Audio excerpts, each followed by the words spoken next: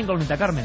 Pues sí, recibimos un mail de Mabel de Málaga que nos decía: buenas noches amigos de Milenio, estudio Ingeniería de Telecomunicación en la Universidad de Málaga y unos profesores han hecho varios proyectos de este estilo en los que nos han tomado los estudiantes como cobayas, entre comillas, nos ponía. En el buen sentido. Desde pruebas de simulación virtual hasta controlar coches teledirigidos con la mente.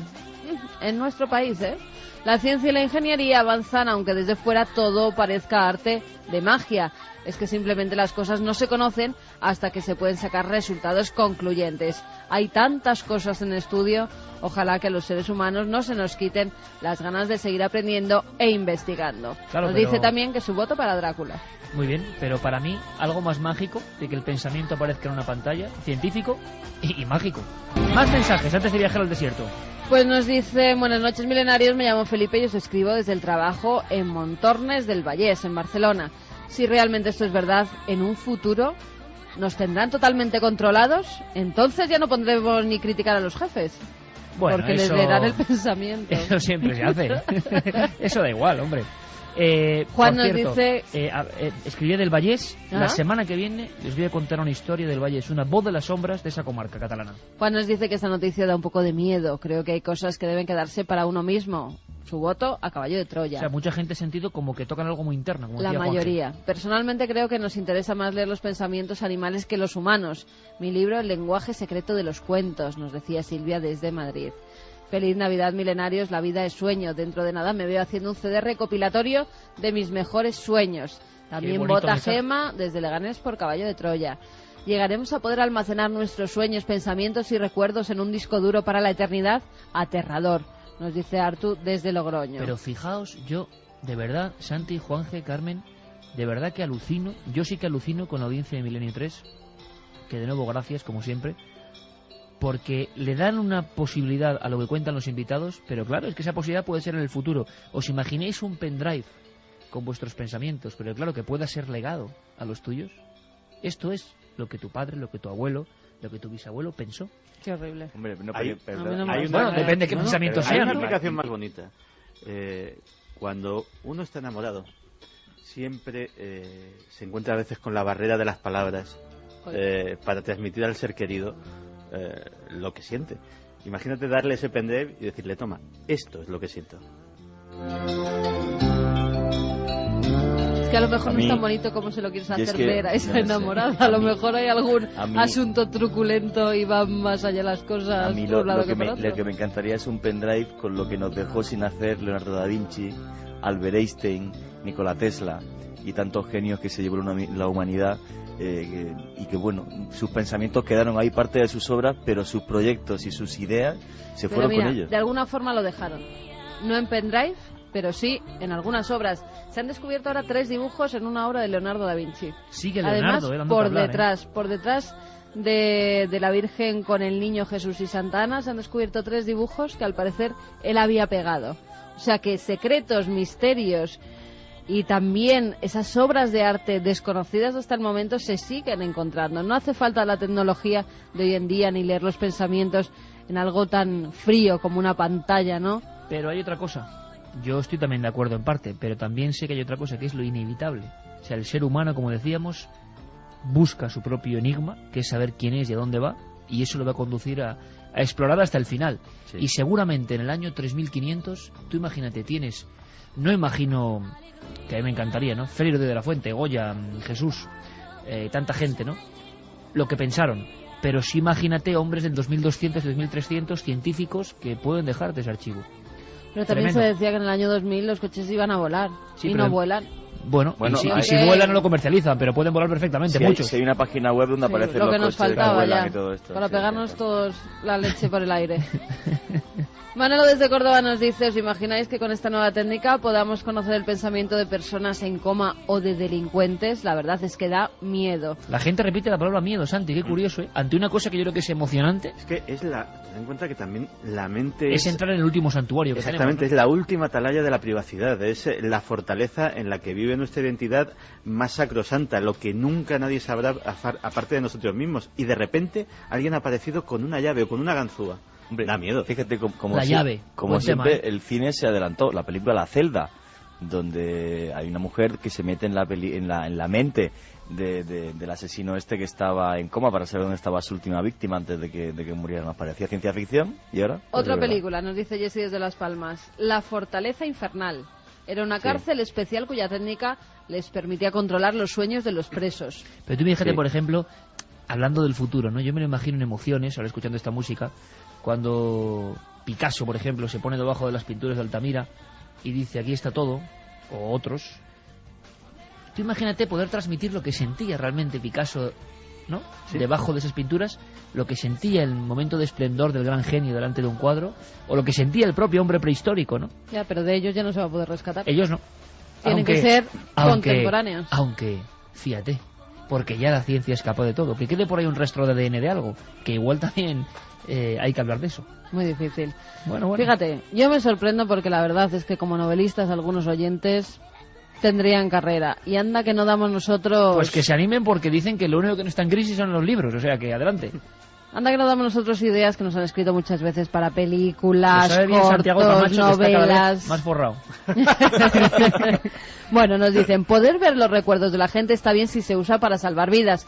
Por ejemplo, en un secuestro a través de la mente del secuestrador. Sí, lo que pasa es que imagino que, claro, dices... Pero claro, hace falta engancharnos electrodos. Ya, pero lo que decía Santi, si ya hay experimentos de control mental a distancia, un secuestrador poniendo en peligro, por ejemplo, a unos niños, como ha ocurrido, y que las autoridades sepan exactamente si tiene miedo, si no tiene miedo. Vaya historia, ¿eh? Hay otra aplicación perversa que la ha sugerido Carmen en un mensaje de nuestros oyentes, que es efectivamente aquella película La Fortaleza Infernal. Piensa que, por ejemplo, las personas que han estado encarceladas, que han estado privadas de libertad, el único ámbito en el que podían ser realmente libres era su mente, era su imaginación, era el único país por el que se les permitía viajar. Tú imagínate que en un futuro a alguien se le ocurriese ser tan sumamente cruel de privarles hasta de la libertad dentro de su mente.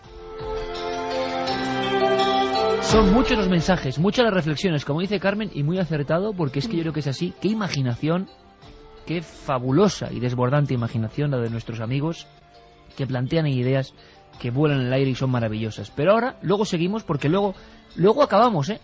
Viene aquí Carlos y Fermín con la lista, y acaba el ranking de libros, los 7 grandes libros del misterio, 10 de enero, todos aquí juntos. 10 de enero, 40 personas 40 elegidos. Por sorteo. El ordenador será quien dé la suerte a esos 40 elegidos. Es nuestro bombo de Navidad, ¿no? De alguna subirse forma a la nave del misterio, sí. Algunos dicen que bueno, que el bombo sí queda un poco raro, el sorteo de Navidad. Bueno, algunos dicen que prefieren venir aquí a la nave del misterio que ganar la lotería del lunes. Bueno, no sé yo. Vamos a ver, hay una cosa importante. A las 3:20 comienza un viaje. No es al Monte Ararat, que está congelado siempre, sino un lugar mucho más ardiente, lleno de aventura. Se ha hablado tanto de los Tuareg.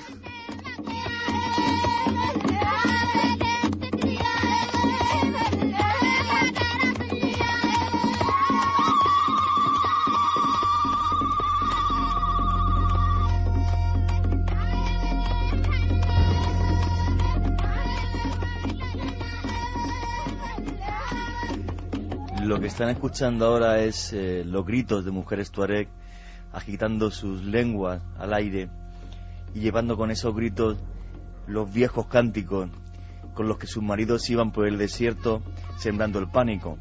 Puede parecer curioso cómo los tuareg, la gente más hospitalaria del mundo, a la vez han sido uno de los guerreros más terribles que ha dado la historia. Y es curioso porque hace 2000 años, cuando los romanos llegan al norte de África y empiezan a conquistar toda la parte del Rif y toda la parte del norte argelino, pues de repente llega un momento en el que no pueden meterse más en el desierto, más al sur, y la gente que hay ahí es tan guerrera que ponen en limes la frontera y dicen todo lo que hay ahí es berber, es bárbaro. Los tuareg asimismo se llamaban Mazig, que significa hombre libre, y realmente siguen siendo los últimos hombres libres. En el siglo VII hay una tribu rifeña, los Chorfa, que se enfrenta a los tuareg durante décadas para que se conviertan al Islam. Tan terrible es su resistencia ante los Chorfa que al final hay una palabra que esgrime en árabe que dice Tawareg, que significa los abandonados de Dios. Desde entonces, esos hombres que se llamaban Mazig, que se llamaban a sí mismos libres, o Imoshag, que es como se llaman, se quedaron con el nombre de Tuareg, que realmente significa los que Dios abandonó. aunque quizás a nosotros nos abandonó Dios y ellos siguen en un maravilloso y espléndido desierto lleno de libertad. La adaptación al medio de los tuareg es increíble. Viven tan sumamente plenos y felices en ese desierto que son capaces de sacar agua de cualquier sitio. Pero no solo eso, sino que, por ejemplo, cuando ven que pueden llegar a morir de sed, se desnudan y se ponen cara al sol para que la temperatura de la sangre llegue a 70 grados y morir rápidamente. De esa forma mueren en pocos minutos y no sufren una muerte por deshidratación que saben que le puede llevar días y días agonizando. La adaptación al medio es tan buena que tienen y sacan agua de cualquier sitio que Vázquez Figueroa, que convivió con ellos, pues pudo aprender muchos trucos de cómo sacaban agua. Un truco que era llevar un collar de conchas, un pequeño collar de conchas siempre. Entonces, cuando había una carencia absoluta de agua, por la noche dejabas el collar al aire libre con las conchas hacia arriba. Y al amanecer, antes de que saliera el sol, esas conchas contenían un poquito de agua, o sea, el rocío. Reunías todo ese rocío en un vaso y te daba pues casi un vaso de agua. Y un verdadero tuareg puede vivir prácticamente con ese vaso de agua. Desde 1850 hasta 1917, 67 años, las tropas francesas lucharon contra los tuareg en lugares como el Tassili, el Hogar, Tamanrasset, Janet. 67 años de lucha. Después de 67 años de lucha, por primera vez en la historia, las tribus tuareg abandonan sus espadas y dicen que van a ser pacíficos, dejando que las caravanas pasen por el desierto. Después de 2000 años y 67 años de guerra directamente con los franceses. Pero aún así, ellos se guardan los secretos del desierto y no se los cuentan a nadie. Ni un solo hombre de la tribu de los tuareg le cuenta a los franceses cómo hay que hacer los mapas, los planos, los lugares por donde se puede pasar por un desierto que siempre les pertenece. Su cultura es única. Sus mujeres no llevan la cara tapada, llevan tatuajes para ahuyentar a los yenum, a los genios que viven en el desierto. Viven libres, pueden tener relaciones sexuales con quien quieran hasta que se casen y luego siempre son fieles. La propiedad privada pasa solamente de madres a hijas. Los hombres no tienen derecho a poseer absolutamente nada. Los rebaños, todo es de las mujeres y por ellas viven y por ellas luchan. Realmente el desierto, ese desierto mágico, está lleno de 1000 lugares con misterio. Uno de ellos, y que tuve la suerte de poder visitar, el Tassili. Nadie sabe por qué. Hay un santuario en el que 22 culturas diferentes reflejaron pinturas en las que se lavaban dioses extraños. Pero por desgracia, esta cultura que ha sido reflejo de novela, películas, de leyenda, de 1000 sueños, pues también está... Bueno, ellos siguen existiendo y muy aislados y muy en sus propias costumbres. En muchos sitios, en Mali hay muchos, en Libia hay muchos, en el corazón de Argelia hay muchos. Lo que pasa que poco a poco, y eso es una cuestión que no podemos evitar, la civilización va absorbiéndolo, los va mezclando. Y muchas veces ellos se lamentan luego de haberlo hecho porque ya estamos viendo que la civilización moderna, aunque al principio te ofrece y parece que te ofrece un gran espejismo de cosas mucho mejores, al final los hace más desgraciados.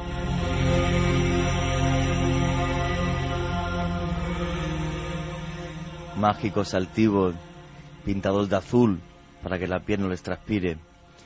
Realmente la leyenda de los tuareg es inmortal.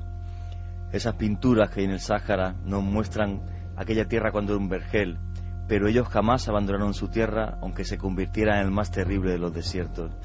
¿Y sabéis por qué? Por una cosa, y es que hay un proverbio tuareg que solamente se puede entender si se está allí. Y es que dice: Dios hizo los países con agua para que los hombres pudieran vivir y los desiertos para que...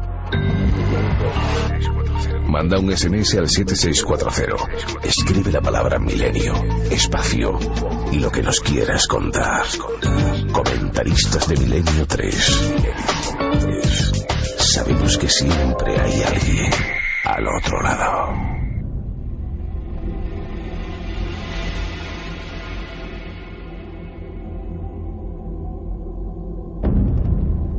Oye, qué bonito viaje, Juanje. Muchas gracias, Iker. Qué bonito viaje, sí, porque yo creo que una imagen muy gráfica era un vergel y era su tierra, se convirtió en un desierto infernal de temperatura y ellos siguieron allí. Como lo cuenta también Alberto Vázquez Figueroa, ¿no? Esos pequeños detalles. Y cuando uno llega a ese lugar de Tassili es como el recuerdo de lo que fue esa tierra cuando era maravillosa. Sí, es increíble. Estaba recordando ahora otra de las frases que me decía el guía, que pertenecía a la tribu de los Kelmadad, que de niño había sido nómada hasta los 8 años, por eso conocía la zona. Si no, es imposible, te pierdes, lleves GPS, lo que lleves es imposible. Me decía, la casa es la tumba del que vive. Me lo decía en francés, fíjate qué frase más bonita. No sé cómo describir el mundo de los Tuareg. Yo estuve allí 14 días, fue una expedición muy dura, la gente la pudo ver en Cuarto Milenio.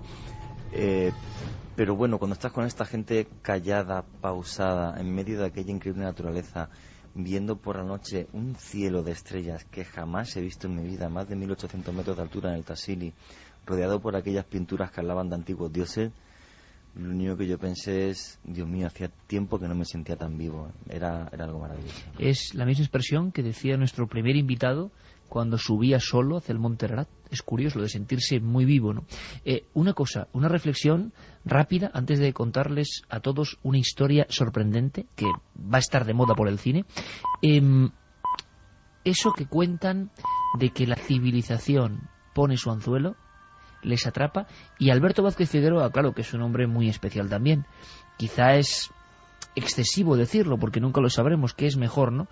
Pero ha dicho una frase lapidaria, que esta gente ve los objetos, ve las cosas, se abalanza a esa cultura que es la nuestra ya, y de repente con el tiempo hace como un estudio, son más desgraciados. ¿Será así? ¿Es un poco leyenda? ¿Qué pensáis? Pues no creo que sea tanta leyenda, porque no es un caso único. Los aborígenes australianos les ha sucedido prácticamente lo mismo. Era un pueblo que vivía en una armonía completa con su entorno natural, con unas creencias, con una religión muy compleja y muy basada en la naturaleza, con unos ritos mágicos que todavía hoy asombran a los antropólogos. Y de repente el contacto con el hombre blanco, primero en un exterminio muy parecido al de los indios de Norteamérica, y luego después en la época, digámoslo así, de convivencia, con una degeneración y una pérdida de sus costumbres, de sus raíces, la tasa de alcoholismo, por ejemplo. Pero eso ha pasado en muchos grupos aborígenes de todo el mundo, alcoholismo, violencia. Pero han despertado como lo peor, es un poco como satánico, ¿no? Han despertado lo peor, lo que estaba dormido latente en esas culturas. Sí, y ya te digo, efectivamente has dicho, ha sucedido muchas veces, y parece que de alguna forma a esas culturas que han vivido tan apegadas a la tierra, a su tierra, de repente les hemos cortado un cordón umbilical. Y una vez perdida esa comunicación, es como si andasen sin alma, si me permites ponerme lírico. Pero qué cosa más interesante acabas de decir. Fíjate lo que te digo, yo pienso que no solamente, uno se la apega a la naturaleza del entorno natural, ¿no? Los Tuareg viven en un desierto terrible. Yo la imagen más terrible que he tenido en mi vida, que recuerdo que estuve a punto de llorar, cuando me metí en la selva de Darién, del Darién, que está en la frontera entre Panamá y Colombia, que nadie puede visitar o nadie visita por el hecho de que la FARC, la guerrilla colombiana, pasa allí. Estuve 2 días conviviendo con los indígenas en Berat. Cuando llegué a Panama City vi a una indígena en Berat con la falda típica que tienen en la puerta. Bueno, estaba de prostituta en la calle en los arrabales de Panama City. Es de las cosas más tristes que he visto en mi vida, y pienso que no solamente ya es el tema de su aclimatación a ese mundo, a esa selva o a ese desierto, es que le rompen el concepto que tienen de familia, de amistad, de tantas cosas que son tan importantes y que aquí se nos olvidan en este siglo XXI tan maravillosamente tecnológico, pero tan triste en lo humano. Y eso te lo juro que son cosas que a mí me han dolido en mi viaje. No es casual que Yerey ponga esta música. A mí me ha recordado siempre, porque leí un libro sobre la muerte de Félix Rodríguez de la Fuente, Voz de la Naturaleza. La escuchaba con esta música siempre de Apocalipto de fondo. Me pareció como un tremendo alarido de la naturaleza antigua que casa perfectamente a lo que le estáis contando. Yo últimamente, y es una mínima y última reflexión sobre el tema que es filosofía y que da para mucho, y que en temas como los Tuareg y otros los aborígenes australianos, que hacían pinturas muy parecidas a las de Tassili, con criaturas asombrosas que todavía pueden transmitirnos el miedo. ¿Qué pasó? Bueno, pues dicen algunos investigadores de la prehistoria, yo estoy últimamente muy metido, me gusta el tema, que hay un gran cambio entre el hombre del Paleolítico y el hombre del Neolítico. Me explico, el hombre que vive en las cuevas, el hombre que parece que forma parte de la naturaleza, no la modifica, solo pinta en el fondo tenebroso de sus cuevas, se somete a la dictadura en ocasiones y a la beneficencia de lo que son los dioses y la naturaleza, forma parte de ella, adora al dios bisonte, al dios semihumano, y de repente, hacia el año 10.000 antes de Cristo, algo ocurre, se domestican animales, se emplea la agricultura, y hay cazadores y recolectores, y empiezan a surgir los primeros pueblos. El hombre ya no es parte agreste de la naturaleza y se ha convertido en un elemento que poco a poco dominará el resto de la naturaleza. Y caramba, amigos, parece que en ese momento de la historia ocurre algo asombroso. El hombre deja de ser parte de ese mundo extraño en el que es un misterio más y ya es otra cosa y ve las cosas desde otro lugar. A partir de entonces, para muchos, no lo digo yo que no sé nada de esto, para muchos de los que he leído, desde muchas posturas, es el gran cambio. El hombre, como decía Santi, de repente su cordón de alma ha sido cortado, zanjado, ya es otra cosa. Y esa otra cosa se traduce de inmediato en las primeras guerras. En fin, amigos, que nos ponemos profundos y bueno, eso está bien, ¿no? Una historia nos permite ahondar en cosas que son maravillosas y si entre todos podemos pensar un poco, eso es bonito. Vamos con otra historia, muy diferente, muy dramática, muy extraña, policial. Tiene que ver con un suceso con un niño cambiado. ¿Fue un niño cambiado realmente? Bueno, ahora llega una película, se está promocionando el intercambio y Carlos me proponía siempre con muy buena vista, me dice, oye, aquí hay una historia real. ¿Ah? ¿Hay una historia real, de verdad? Sí. ¿Quieres que la cuente? Vamos a ello. Iniciamos la sesión.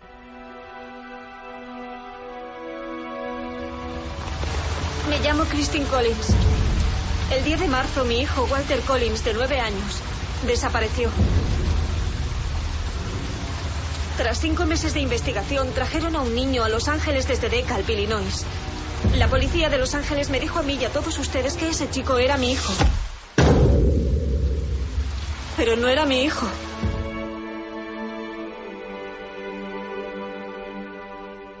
Año 1928, Estado de California.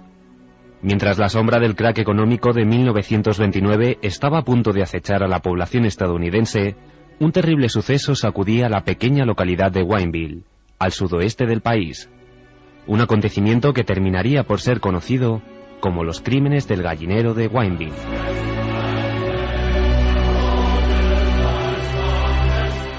...10 de marzo... Walter Collins, un niño de 10 años de edad, desaparece de su casa en extrañas circunstancias.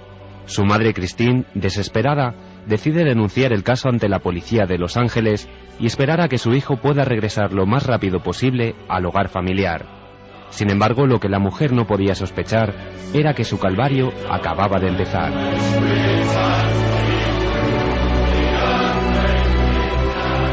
Las noticias sobre Walter eran cada vez más escasas. Nadie parecía saber lo que podía haber ocurrido con el muchacho. Hasta que una buena tarde, Christine recibió una importante llamada.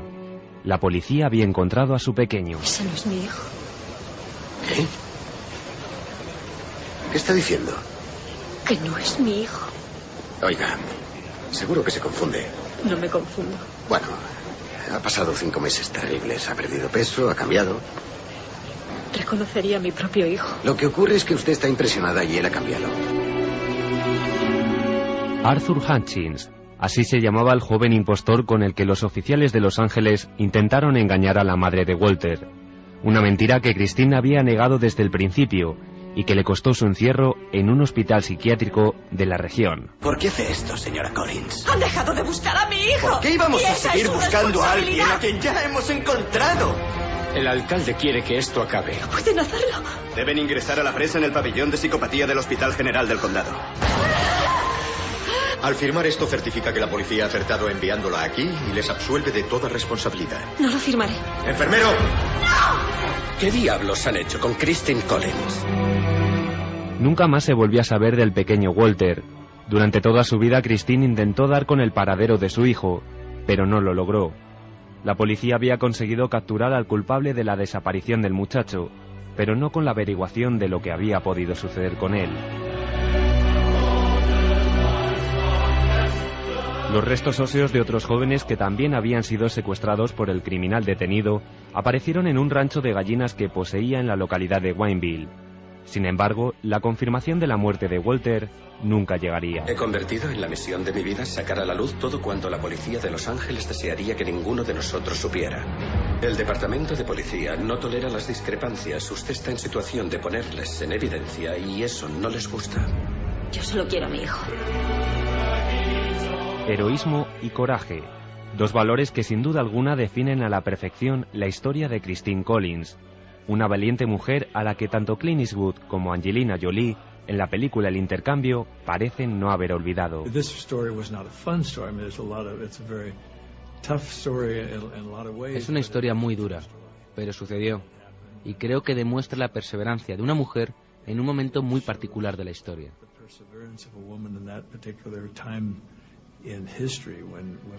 Cuando las mujeres no tenían muchos derechos ni tenían la seguridad de poder manifestarse y defenderse a sí mismas.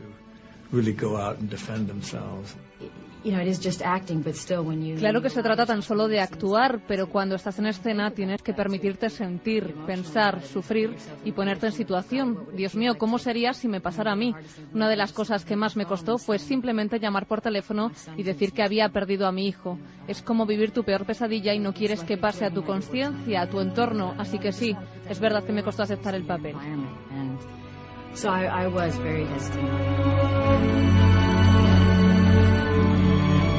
El programa que están ustedes escuchando es la repetición de uno ya emitido. En busca de una explicación. Iker Jiménez, Milenio 3.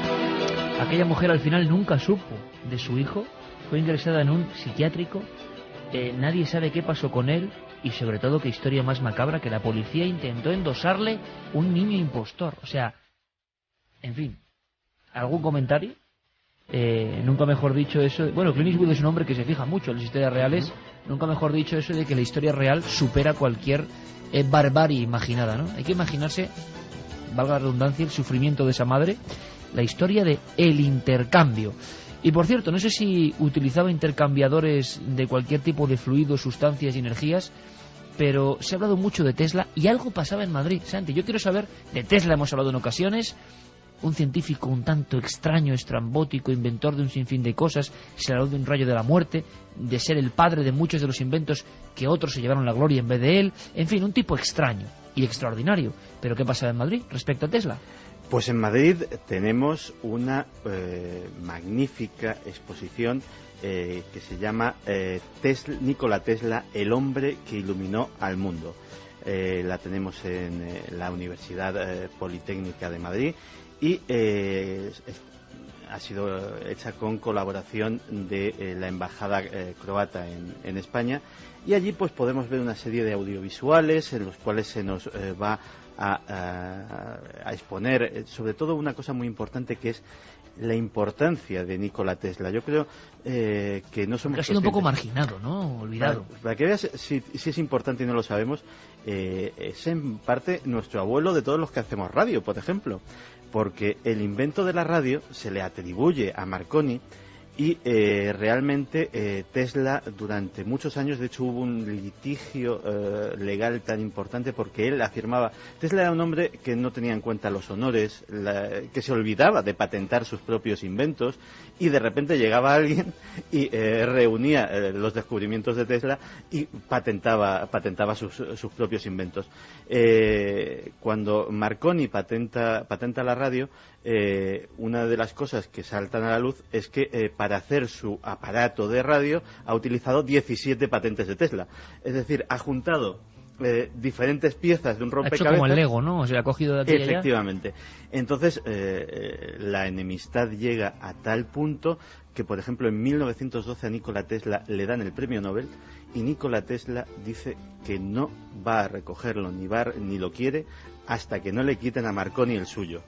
Qué grande Tesla, ¿no? Y de hecho Tesla se quedó sin su premio Nobel, un premio Nobel merecidísimo. la personalidad de Nikola Tesla... Es el hombre, por si enganchéis ahora, o que comentaba Santi, que ya experimentaba con la imagen y la transmisión de pensamiento en el año 20. Y es un hombre curioso y una personalidad fascinante. Nos hablaba de él en esa exposición donde podrán ver una cosa que es absolutamente impresionante, que son dos de las máquinas de Tesla. Muchos de nuestros oyentes se acordarán de Nikola Tesla por la película El Prestigio. Ese personaje, ese científico que ayudaba al mago, que es un David Bowie completamente irreconocible, caracterizado de Nikola Tesla, pues y que hacía una especie de máquina de teleportación. Pues no son máquinas de teleportación, pero por ejemplo allí podríamos ver una cosa que se llama el huevo de Colón, o que él llamó el huevo de Colón, y es un huevo metálico que está de considerable peso, que merced a un mecanismo él conseguía que se levantase solo y estuviese en posición vertical sin que absolutamente nada le sujetase más que los campos magnéticos que él mismo generaba. Y para los más impresionantes, o sea, para los más impresionables, la máquina más impresionante que hay es una bobina de Tesla que se acercó nuestro compañero Carlos Largo a ella, una especie de torre de unos 2 metros de altura, que cuando se acciona el mecanismo suelta rayos auténticos y visibles por su parte superior, y Carlos Largo llevaba en la mano otro de los inventos de Tesla, que era un tubo fluorescente. Sin tocarlo, sin llegar a tocar esa bobina de Tesla que emitía rayos, el tubo fluorescente que llevaba Carlos Largo en la mano se iluminaba perfectamente y de momento Carlos está aquí, no le ha pasado nada, o sea que... tiene un rostro extraño. Bueno, sí, está un tanto perjudicado, sí. Pero yo creo que si Tesla nos ha interesado tanto a todos, ha sido porque es un personaje misterioso y sobre todo diferente. Él era un hombre que estaba convencido de que tenía un destino, de que había algo que le guiaba. Creía firmemente en sus sueños, los perseguía hasta el final, y de eso y muchas otras cosas nos habló en esa exposición Nikolina Zidek, tercera secretaria de la Embajada croata en Madrid, y que es una verdadera entendida y una verdadera entusiasta de la biografía de Nikola Tesla. Tesla también automistificó su propia vida. Él pensaba que todo era su destino, para que él terminara en Estados Unidos, para que realizara su sueño, las cataratas del Niágara, todos los inventos que hizo. Él como que estaba guiado por un guía invisible que lo llevaba por el mundo para que él cumpla su destino y haga tanto bien que hizo por la humanidad. Por lo tanto, él mismo dijo que él tuvo un sueño, que él iba a inventar una rueda enorme que iba a moverse por la fuerza de las cataratas del Niágara, y que 30 años después realizó ese sueño. Así que él dijo que el cerebro humano, pensando en el cerebro suyo, era realmente magnífico porque él podía prever lo que iba a hacer en el futuro. Tesla, por ejemplo, nunca se casó. Estaba completamente consagrado a la ciencia y decía que una mujer, que un amor, le podía suponer una distracción que él y la humanidad no podían permitirse. Entre sus pertenencias, cuando falleció, se encontraron una serie de camafeos, de amigas muy queridas, que había ido coleccionando como recuerdo de amores fugaces y tal vez como recuerdo de la renuncia que había hecho a todas esas mujeres en pro de una ciencia que él perseguía.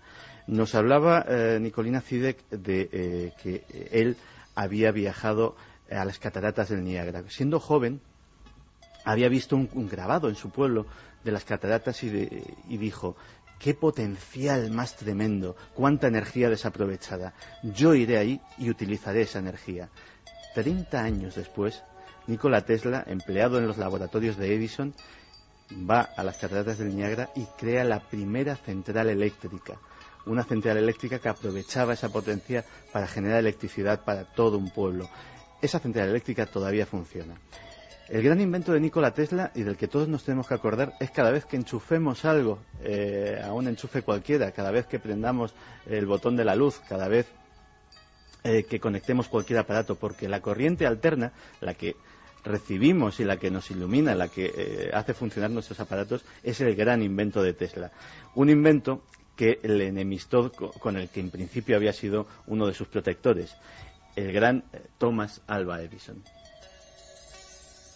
Realmente lo que ocurrió entre Tesla y Edison fue un choque entre dos grandes personalidades, entre dos genios. Tesla decía que él era descubridor, mientras que Edison era un mero inventor.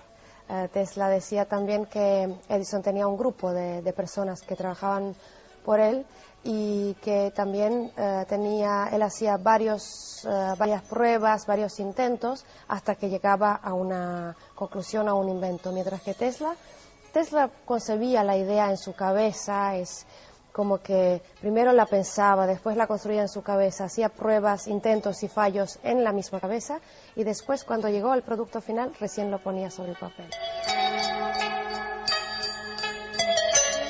En la misma cabeza, porque Nikola Tesla no hacía planos, no tomaba notas, no tenía una mísera pizarra para hacer cálculos. Todo crecía en su imaginación, todo crecía en su cabeza. Por eso es tan difícil saber las cosas que llegó a inventar. Tenía ambiciones muy fuertes. En 1900, en un momento en el que absolutamente nadie creía que la humanidad iba a llegar tan lejos, en un momento en el que el futuro todavía estaba por escribir, él dijo esto: en un futuro próximo veremos una gran cantidad de aplicaciones de la electricidad. Podremos dispersar la niebla mediante fuerza eléctrica. Centrales sin hilos se utilizarán con el propósito de iluminar los océanos.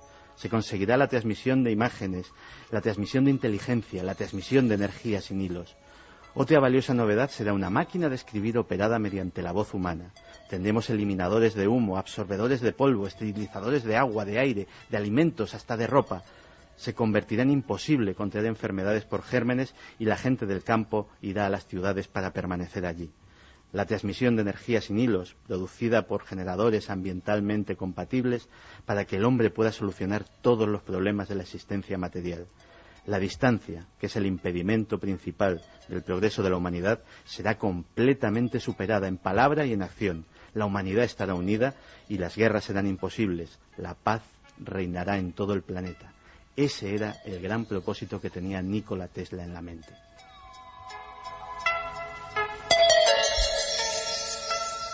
Pero hay algo más, y ese algo más es tal vez la razón por la que en los ambientes del misterio, de la ciencia de frontera, de la conspiración, se recuerda tanto a Nikola Tesla. Se le recuerda por el hombre de los inventos imposibles, el hombre que cuando falleció el FBI arrasó por completo su laboratorio, se llevó todas sus notas y ese material a día de hoy sigue sin ser desclasificado. Habló de armas imposibles, habló incluso de algo que ha pasado al imaginario popular y hasta a las novelas de ciencia ficción. Habló del rayo de la muerte.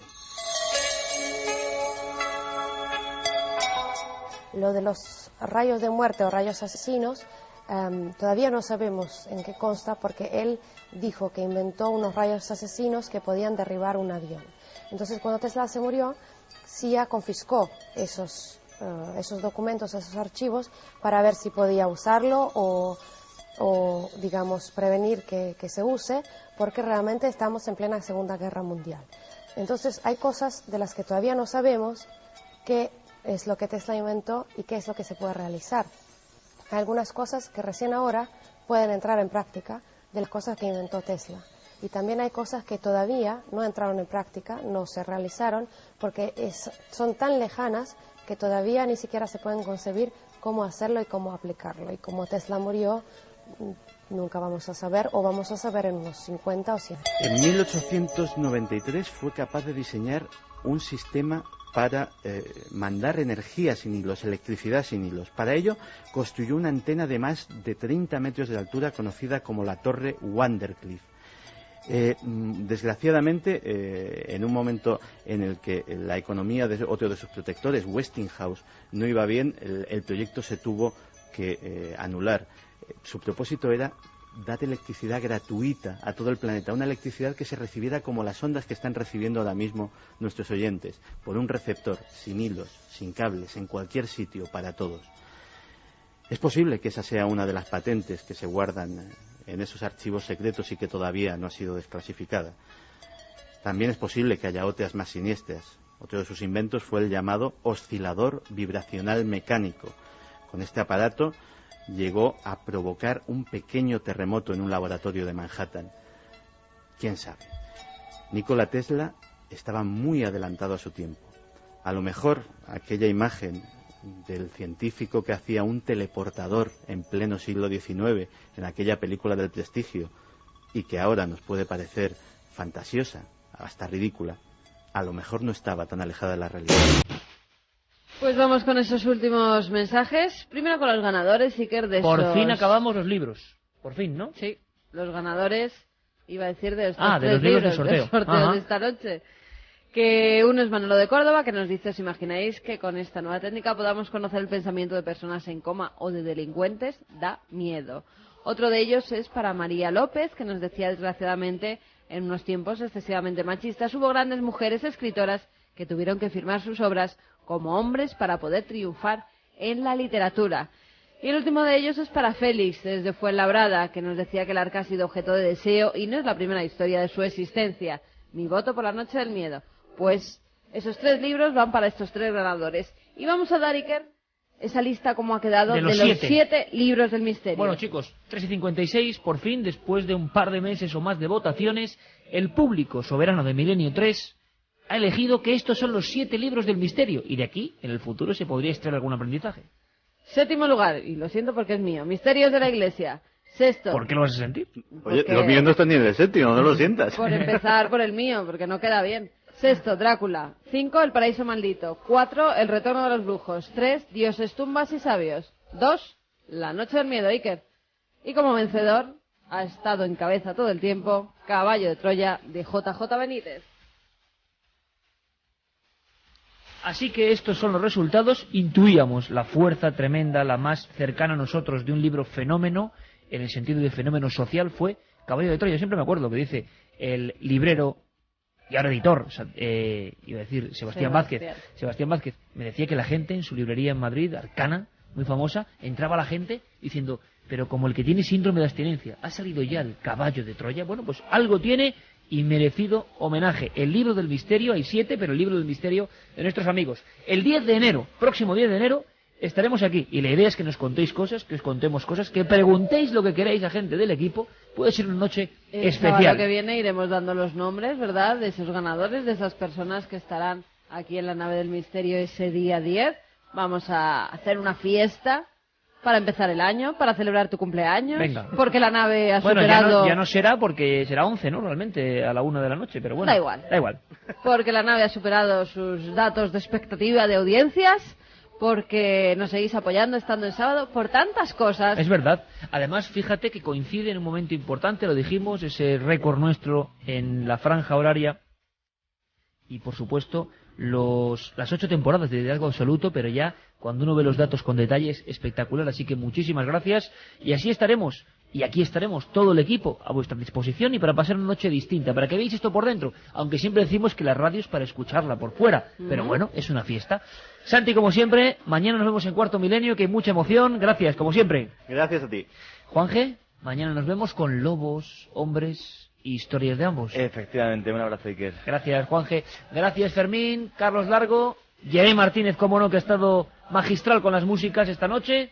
Carmen, mañana, Cuarto Milenio, hacia las 12 menos 10, un poquito más tarde, pero de verdad que el tema es impresionante. Solo digo una cosa, ha habido un invitado animal, en el plató, o va a verlo, que yo creo que va a salir todo bien. Impresionante, ¿no? Sí, la verdad que sí, tenemos ahí a un ser mítico. Bueno, sin nada se tuerce. Sin nada se tuerce. Sí, no se torcerá. Y aprovechando que estamos ya a un minuto menos de despedirnos, desear a todo el mundo feliz Nochebuena, feliz Navidad, que lo pasen con sus seres queridos y que nos tengan en cuenta, que estén conectados con la SER y que tengan mucho misterio en esas noches. Claro que sí. Un placer, cómo no. En 7 días, aquí, con mucha más aventura, información, misterio y mente positiva. También un montón más de cosas, secciones, vuestra participación. Y como nada es casualidad, cuando estábamos preparando ese programa sobre el Madrid misterioso, el Madrid de los poltergeist, pues nos hemos encontrado con que en Sevilla nuestro magnífico amigo y compañero José Manuel García Bautista, nuestro jefe allí, el corresponsal en Andalucía, el que os trajo historias que tanto han impactado al público, como el solar de la calle San Luis, ¿os acordáis?, en agosto, o hace bien poco el caso de la Diputación de Sevilla, pues ahora, ni corto ni perezoso, estaba en un lugar quizá menos público en el sentido de conocido, un restaurante muy concreto de la capital sevillana, donde están pasando cosas sencillamente sobrecogedoras. Don José Manuel García Bautista, compañero, buenas noches, bienvenido a Milenio 3. Buenas noches, Iker, buenas noches a toda la audiencia. Oye, ¿qué está pasando en un restaurante? No sé si podemos decir el nombre o no. Sí, se puede decir. El restaurante Viandas se llama, ¿no? Exactamente. ¿Está en alguna zona concreta de Sevilla, José Manuel? En pleno centro, en la calle La Araña. En pleno centro, menudo nombre, la calle de la Araña, y allí están pasando cosas. Brevemente, José Manuel, ¿qué nos hemos encontrado? ¿Cómo te enteras tú, aunque tú te sueles enterar de casi todo lo que ocurre ahí en la capital sevillana? Pero, ¿qué ocurre? ¿Llegan a ti alarmados, con miedo? ¿Qué pasa? Pues el caso nos llega a través de un amigo, de Jesús, el cual tú también conoces, y bueno, nos comenta que hay un céntrico lugar, un céntrico restaurante donde están pasando una serie de cosas extrañas, ¿no? Que están, bueno, que tienen alterado a sus empleados. Nos vamos para allá y efectivamente hablamos con los distintos empleados del lugar, incluso hablamos con el propietario. Bueno, nos empiezan a relatar toda una serie de cosas que les están sucediendo, ¿no? Que prácticamente, como tú comentas, pues es de una clara sintomatología de poltergeist, ¿no? Desde ruidos raros, desde raps, hasta lo que son escuchar pisadas, escuchar presencia, incluso ver cosas. La verdad es que es un caso muy, muy interesante, Iker. Un caso donde se concentran todos los ejemplos vivos de lo que los alemanes en la antigüedad llamaban poltergeist, duende ruidoso. Y hemos comprobado que, a pesar de que este programa, lo digo siempre, se mete en lo policial, en lo histórico, en todo tipo de enigmas de la ciencia, pues sigue habiendo una atracción fatal, ¿no?, respecto a los casos de, entre comillas, fantasmas o manos invisibles. A mí lo que me ha llamado la atención, escuchando las grabaciones que has estado haciendo a los protagonistas de esta historia, y como siempre vamos a escuchar aquí sus voces, y cada uno luego opina en su casa, en el coche, donde estéis, porque en este programa vosotros sois los jueces de cada historia. A mí me ha impresionado que incluso el momento de alarma máximo llega cuando Raquel, la gerente de la empresa, llega a pedir un informe que se realiza de la empresa Securitas, de seguridad, donde parece ser, José Manuel, ahora vamos a escuchar su voz, pero parece ser que la alarma, que no sabe de subjetividades, recibe, digamos, los datos de una presencia física siempre en una tercera planta, donde nadie sube, y que parece que está ahí a las 3:30 de la madrugada durante mucho tiempo, activando o haciendo que esa alarma salte, ¿no? Efectivamente, porque la alarma, un volumétrico que está colocado en las 3 plantas, solamente registra movimiento allí, arriba, que precisamente en la tercera planta, una planta que está aún reformándose, que mantiene la disposición de antaño, y registra una presencia justamente en la planta en la que no hay nadie, en la que siempre está vacía. Entonces él registra una presencia, la alarma salta casi siempre a la misma hora, y bueno, allí que tienen que ir el dueño y el propietario a apagar la alarma, y sin saber ni cómo ni por qué. El caso es que de una fecha para acá, cuando se producen más lo que son los incidentes, ¿no?, con esa presencia, con ese poltergeist, pues es cuando ya han tomado la determinación de bueno, pedirle también esos informes a la empresa para que al menos tener algo más que apoye todo esto, ¿no?, que estamos investigando. Aparte de ello, incluso, Iker, se ha llegado el propietario Javier al punto de instalar cámaras por las noches, que se la ha instalado la misma empresa, para vigilar, bueno, pues lo que pudiera salir o lo que pudiera observar con toda la objetividad que tienen los aparatos electrónicos, ¿no?, para ver qué está provocando aquello. Porque y veremos ahora, José Manuel, además, en unos momentos, o escucharemos, mejor dicho, aunque la radio también transmite perfectamente las imágenes, lo que han captado esas cámaras. Vamos a escuchar, José Manuel, si te parece, a Raquel, la gerente de este céntrico restaurante sevillano, donde lo están pasando bastante mal, y vamos a escuchar cómo ocurre, cómo esa empresa tiene que hacer el informe y qué estaba pasando en esa tétrica y antigua tercera planta, donde todos los empleados, todas las personas de limpieza, de restauración, pues bueno, veían y notaban, y se ha propagado el miedo entre ellos porque había sombras, presencias, golpes, movimiento de objetos. El típico poltergeist, siempre la gente anda recordando poltergeist antiguo, pues está pasando ahora mismo, y si está pasando ahora mismo, ahí están los micros de la SER. Escuchamos, pedimos disculpas un poco por la calidad de la grabación, estaba hecha con grabadora en el momento justo en que todo esto estaba ocurriendo. Lo hace nuestro compañero José Manuel García Bautista, y este es el primer testimonio de ese caso que ahora está ocurriendo. Es Raquel, y nos cuenta lo que llega a pasar con esa alarma y con esa presencia que los infrarrojos detectan. Hay un informe de Securitas de que suele sonar sobre las 3:30 de la mañana de que hay una presencia física en la tercera planta, en la escalera de subida a la tercera planta. Mi jefe se ha presentado en numerosas ocasiones, la puerta de entrada al bar está totalmente cerrada, tiene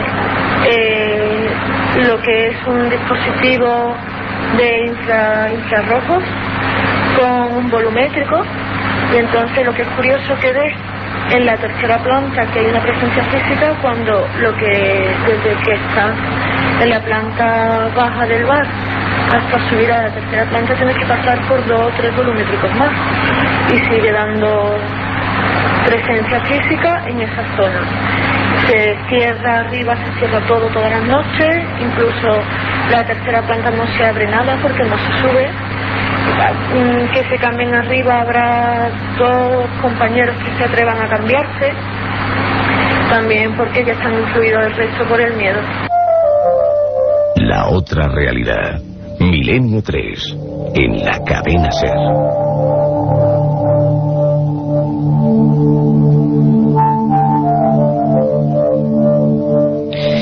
La psicología y la sociología del miedo, porque es muy fácil ver esto desde la lejanía, esbozar sonrisas escépticas, porque puede que todo esto tenga un fin o una explicación perfectamente natural, y ya nos conocéis, en Milenio 3 no nos casamos con nada ni con nadie, y tampoco somos ni crédulos ni escépticos a ultranza, simplemente mostramos las opiniones. ¿Qué está ocurriendo en ese restaurante?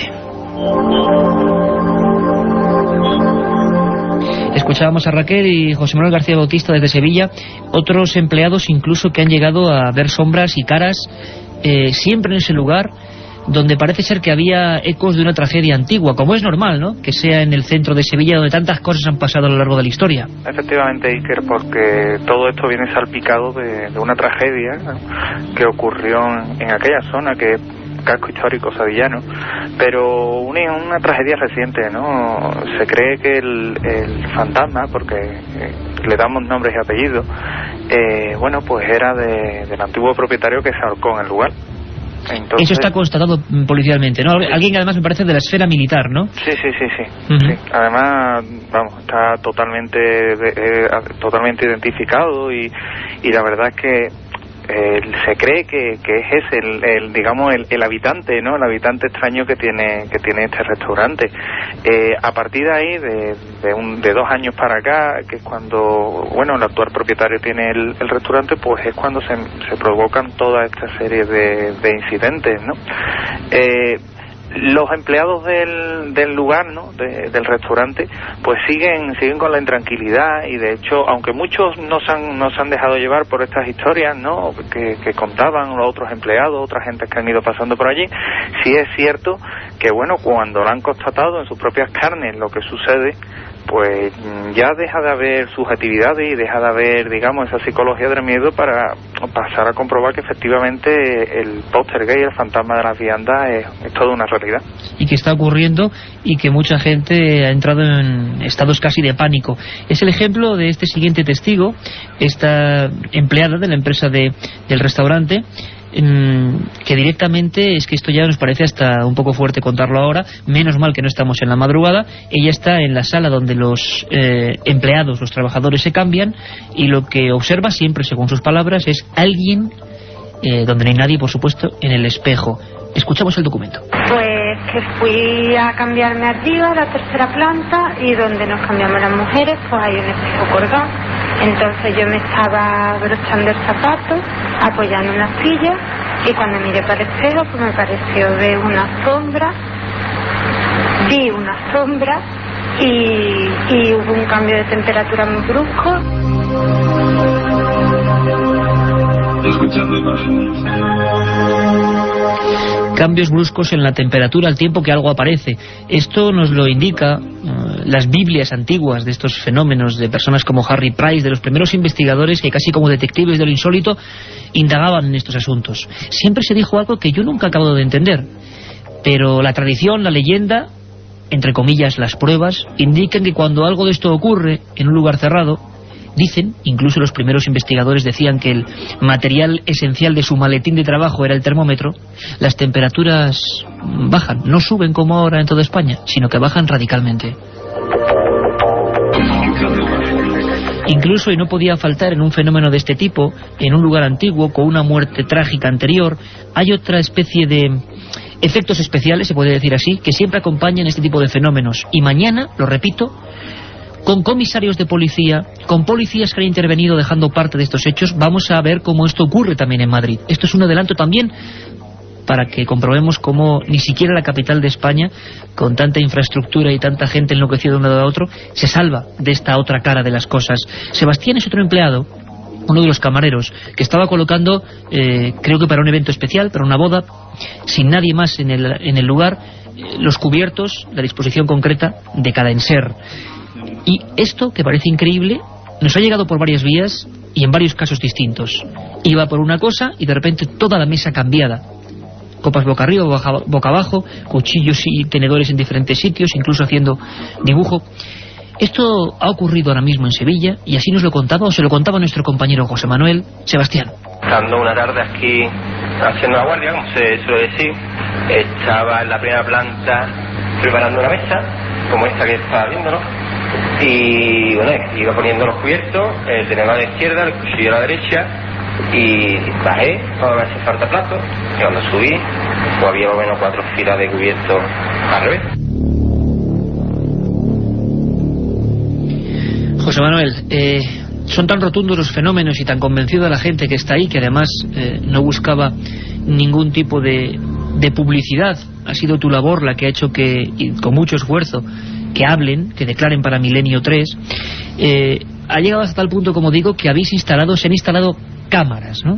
Efectivamente, Iker, se han instalado cámaras en una reciente visita que hicimos al lugar, cámaras de distinta visión nocturna, normales, cada una vigilaba a la otra, digamos, para tener siempre un completo panorama de que nadie iba a alterar aquello, ¿no? Y las cámaras han captado algo. Han captado algo, es decir, una presencia que está ahí, una presencia aparentemente lumínica.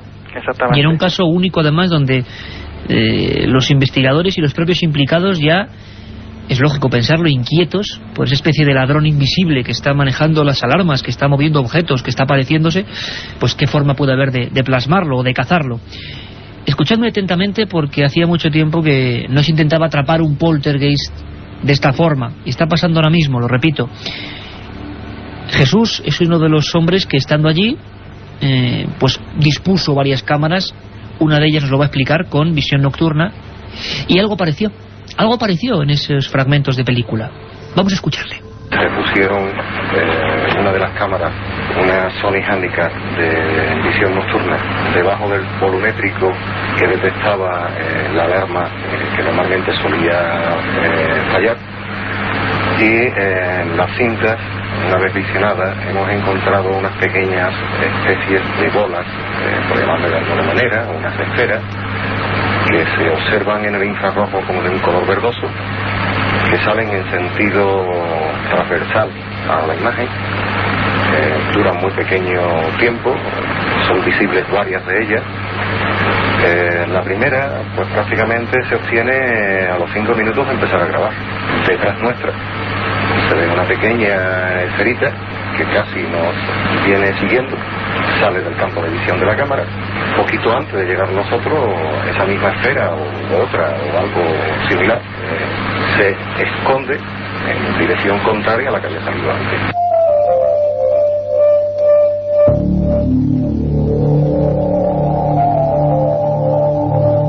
Las cámaras han sido testigos de lo que está pasando ahora en ese restaurante sevillano.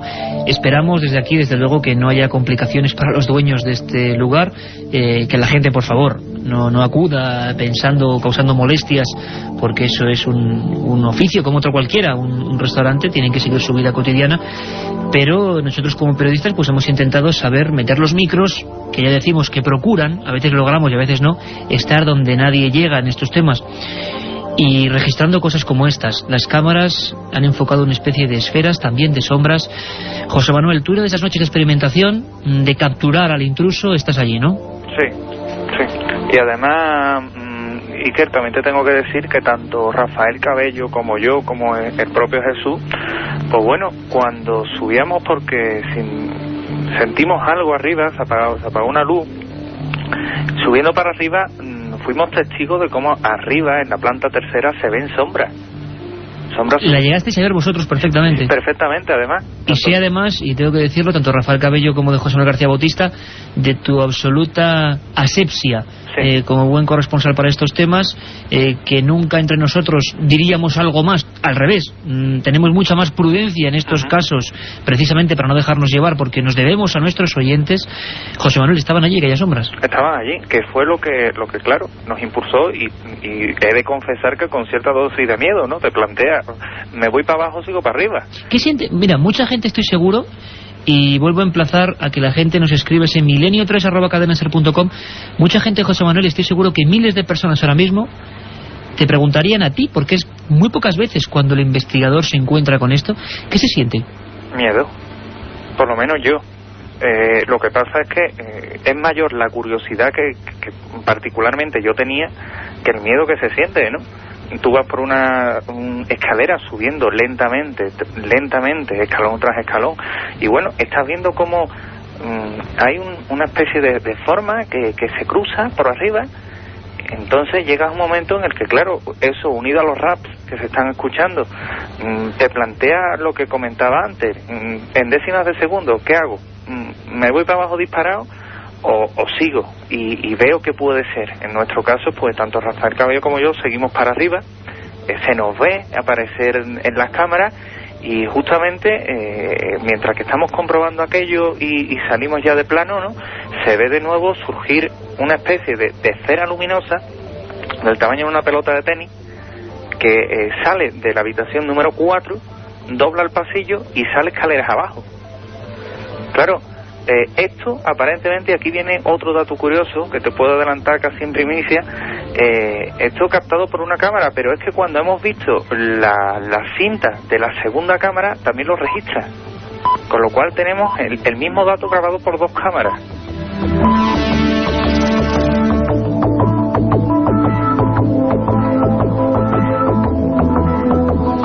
Pues ahí está el misterio, ahí están los casos, aquellas formas se desvanecen, son captadas por la tecnología como el vídeo, como la videocámara.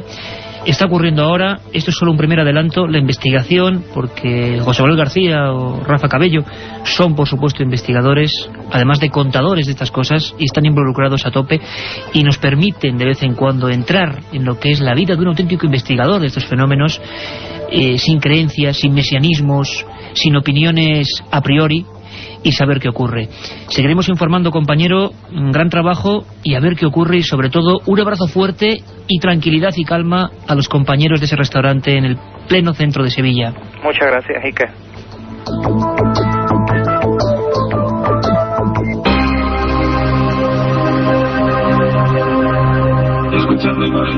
Un viaje en busca del misterio. Milenio 3, en la SER.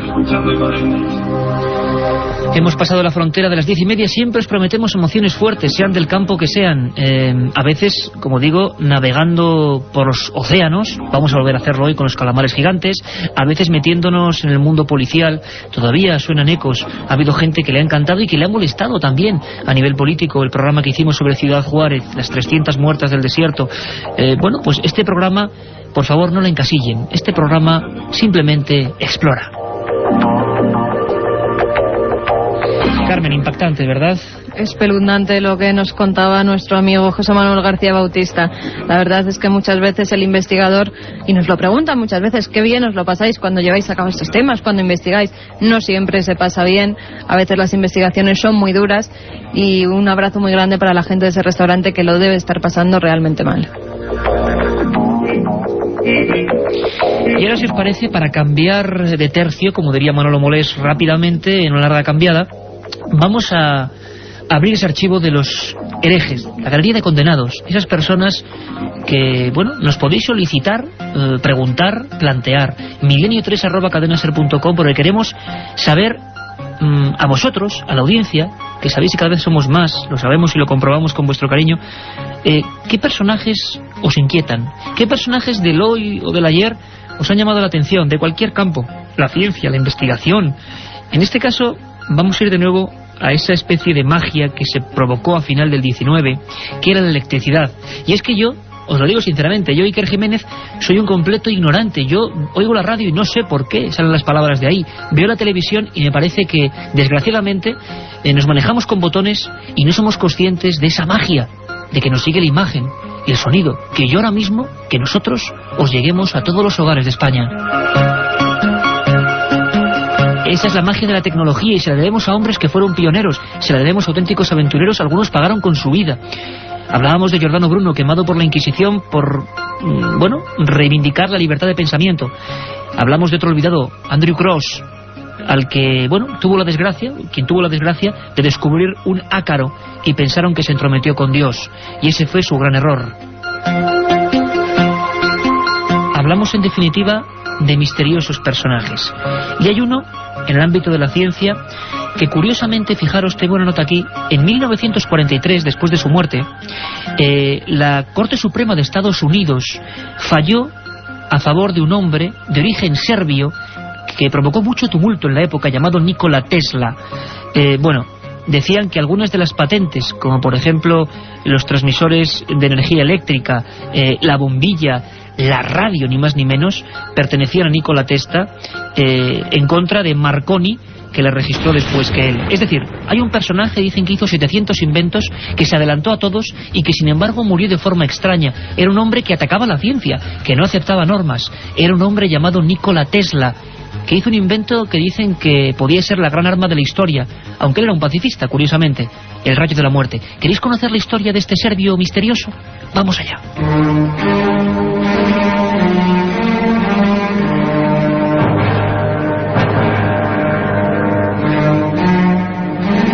4 centavos en los bolsillos. Ese era todo el capital que un serbio llamado Nikola Tesla poseía al llegar a Nueva York. Amanecía 1884 y nadie podía suponer que uno de los mayores genios incomprendidos de la historia acababa de poner el pie en la capital del mundo.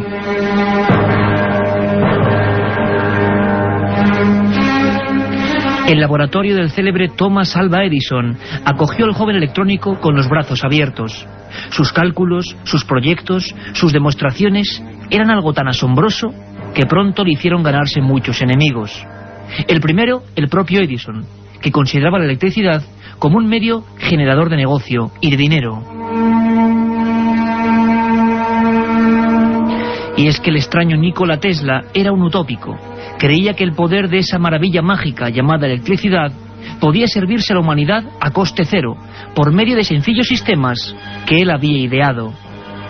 Criticado por el mundillo científico, que veía en él a un peligroso visionario extranjero, se autodesterró y decidió abrir su propio laboratorio de experimentaciones.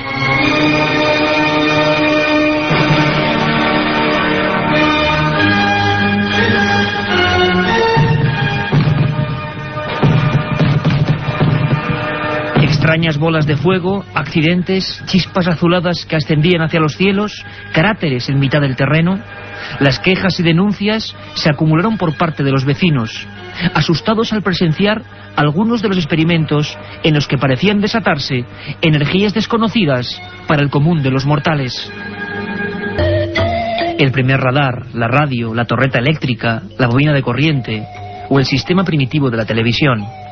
Todo lo que los demás siquiera imaginaban, Tesla ya lo había puesto en marcha en aquel mítico descampado de Long Island. Teatral, de rostro anguloso y mirada penetrante, parecía tener un poder hipnótico ante los hombres de ciencia que en masa acudían a aquellas demostraciones del futuro. George Westinghouse, dueño del mayor imperio electrónico del mundo, era uno de los habituales y comprobó asombrado que el serbio no tenía apenas para comer. Por ello se ofrecía comprarle una de aquellas patentes, a cambio de unos miles de dólares, para poder seguir las investigaciones. Esa patente era, ni más ni menos, el primer sistema de corriente alterna, capaz de dar luz a millones de personas a un mismo tiempo.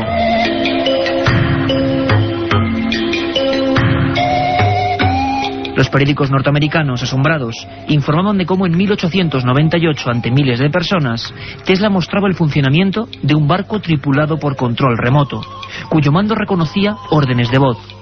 Allí mismo, ante un público entregado y asustado, confirmó que se encontraba trabajando en la idea de una poderosa máquina de escribir que se activaría mediante la palabra humana. Y todos, casi como es lógico pensar, le llamaron loco. y el olvido y el descrédito, impulsado desde ciertas publicaciones oficiales, comenzaron a rodearle poco a poco.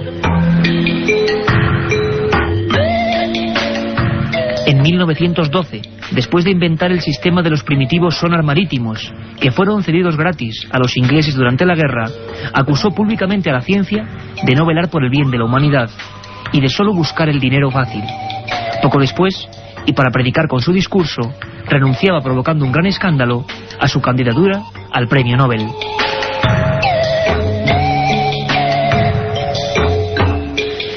Sin embargo, a pesar de su aparente talante pacifista, sabemos, gracias a los pocos documentos que se han podido recuperar sobre su persona, que Tesla pasó años en busca de un extraño ingenio, que catalogó como rayo de la muerte.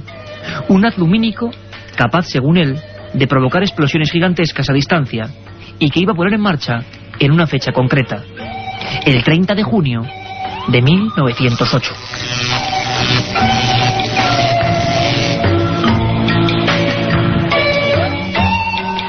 Y justo en esa fecha se producía en el corazón de Siberia, junto a la ribera del río Tunguska, la detonación más colosal de todos los tiempos, superior 50 veces a la bomba de Hiroshima, y que arrasó un bosque de 3.000 kilómetros cuadrados, sin que se encontrase jamás meteorito o artefacto alguno.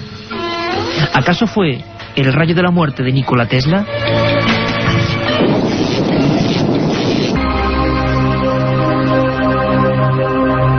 Escuchando imágenes. Menudo ejemplo, Carmen, el de científicos como Nikola Tesla. Decían que la ciencia, o el establishment científico, ¿no?, le pasaba igual que a Giordano Bruno. Decían que estaban solo para servirse y no para servir, y fueron condenados. Pero el ejemplo cunde, ¿verdad? Y es bueno recordarlo. Por supuesto, Iker. Y tienes unos documentos de última hora sobre las profundidades del mar. Si hace apenas unas semanas hablábamos de aquel misterioso pulpo gigante de Chile, que ahora hay una gran polémica, porque por un lado varios ingenieros de ADN dicen que es un cachalote en estado de putrefacción, y sin embargo el Centro Biológico de Medio Ambiente de Chile dice que no puede ser. Por la polémica os iremos informando. Lo cierto es que, bueno, estas criaturas siguen apareciendo. Sabíamos que en Luarca, y allí lo perseguimos, allí estuvo Milenio 3 persiguiendo el calamar gigante, eran habituales, no tanto en aguas del estrecho, pero ha ocurrido en Cádiz, cerquita de Algeciras, ¿no? Concretamente en Tarifa, en la playa del Tejar. Esta noticia me recordaba a ese barco científico con el que exploramos las aguas de Luarca, con el que estuvimos allí pues con muchísimos buenos amigos, con zoólogos muy prestigiosos, y al que por desgracia no pudimos ver. Pero en este caso la Guardia Civil... Bueno, cuidado, lo vimos sacándole del agua, ¿te acuerdas? Eso sí, estuvimos incluso con los micros dando en el calamar gigante, sí, que acaba de rescatar el barco. Eso luego uno no se acuerda, pero porque era todo muy deprisa, pero acabamos de sacar el reportaje, y los amigos que nos seguís desde el año pasado lo recordaréis, tocando con un micro, no sé si se ha hecho este micrófono amarillo, tocando el cuerpo del calamar gigante, y era impresionante ver salir ese monstruo izado por las grúas de los barcos. Y esto ha pasado en Cádiz, ¿no? En este caso el Seprona de la Guardia Civil de Tarifa ha localizado en la playa que he comentado antes del Tejar, en la localidad de Tarifa, Cádiz, una especie de calamar gigante, un Architeutis dux. Tiene 5,14 metros de longitud y un total de 45 kilogramos de peso.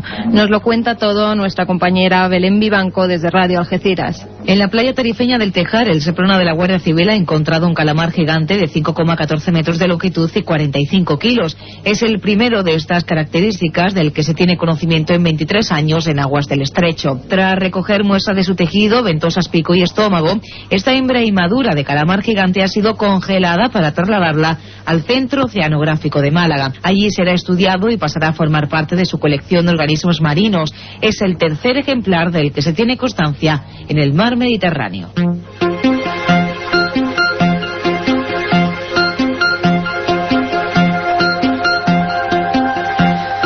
Somos Milenio 3 y esta es a vía abierta, milenio3@cadenaser.com, milenio3 con número @cadenaser.com, a vuestra disposición, porque ahora enseguida vamos a pasar con vuestras consultas. Sabéis que además podéis plantearnos herejes, podéis plantearnos casos, historias y también rutas, porque dentro de poco, de nuevo, Carmen se va a calzar las botas y va a ir a viajar por otra zona de esa España maravillosa y completamente desconocida, o por lo menos verla con otras gafas o con otros ojos. es un tiempo en el que cualquier cosa es buena, y ahí vemos las campañas de tráfico para reclamar atención, por favor, en las carreteras. Parece mentira, producto también del absurdo humano, cómo nos podemos dejar la vida en esas pistas de asfalto, ¿no? Algo habrá que hacer.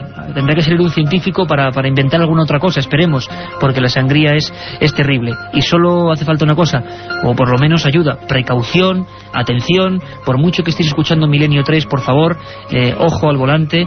Vamos a recordar una historia que pasó en carreteras, en una muy concreta. Tuvo tan mala fama y tuvo un montón de fenómenos extraños que se le llamó carretera de la muerte, ni más ni menos. Nos lo cuenta Carlos Barroso, que con su impulso habitual abre ese viejo archivador donde tenemos un montón de secretos clásicos. Nuestro archivo secreto. Muchos meses tuvieron que pasar hasta que un equipo de expertos pudiera determinar por qué el kilómetro 239 de la carretera que une Bremen con Bremerhaven en Alemania tenía un historial tan macabro. Desde su inauguración en el verano de 1929, más de 100 vehículos se habían estrellado exactamente en ese punto kilométrico, en un tramo totalmente recto.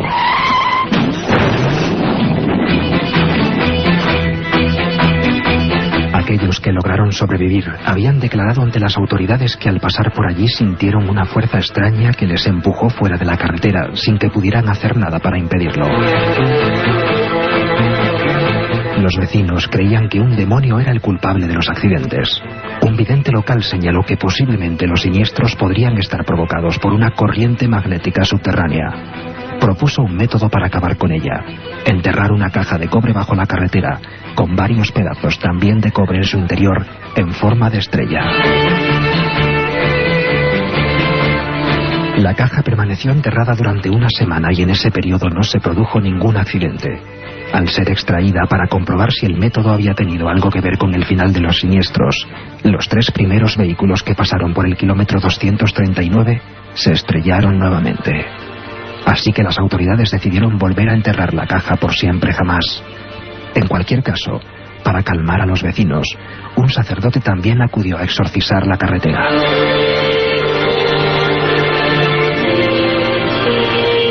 Desde entonces, el kilómetro 239 de la carretera entre Bremen y Bremerhaven, en Alemania, no ha vuelto a ser, nunca más, escenario de la tragedia y el dolor.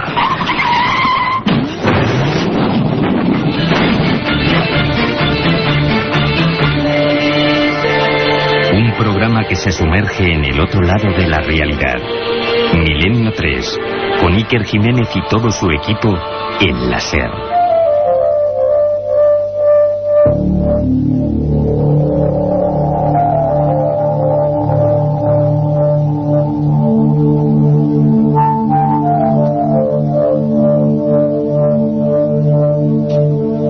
Ahí teníamos el misterio de esa carretera. Hay otras en otras partes del mundo y hay carreteras todavía con inquilinos más sospechosos. Por ejemplo, Sombras. ¿Y quién no ha oído hablar de esa misteriosa mujer de la autopista? Leyenda urbana, en realidad, os prometo un programa solo sobre esas historias que, con la velocidad de un chiste o de un rumor, recorren España y el mundo. Sabremos dónde surgió esa historia, quiénes fueron los protagonistas y casos españoles, os lo prometo, con personas de carne y hueso, no un amigo de un amigo, que se ha encontrado con la misteriosa autoestopista.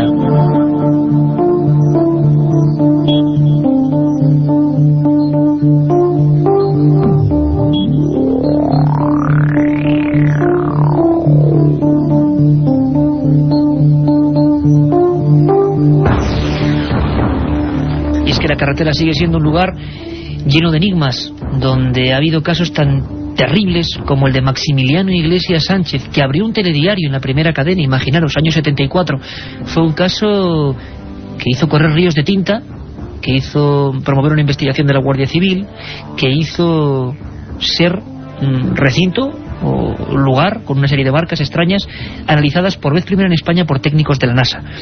Es un caso que ocurrió en una zona muy concreta de España, una zona montañosa, un lugar donde hemos acudido muchas veces, bellísima, y donde hay tradición de luces populares o luces etéreas que persiguen a las personas, al ganado, lugares de fantasmas, de voces, de ruidos, de una cultura ancestral muy vivida, muy profunda, y que por fortuna, creo yo, sigue ahí. Carmen, son las sierras de Béjar, las sierras salmantinas, la zona de la Peña de Francia. Has elegido este lugar primero porque mucha gente nos lo ha pedido, ¿no? Hay muchos mails que nos solicitaban pues que diéramos una vuelta y descubriéramos los parajes misteriosos de la Sierra Salmantina. Y yo, Iker, como vengo haciendo estas últimas semanas, me he puesto las botas, he cogido mi mochila y me he ido a descubrir pinturas rupestres, leyendas, tradiciones, incluso presagios de muerte. No esperamos más, vámonos a esa ruta mágica. Si antes fue Navarra, La Rioja, ahora es Salamanca.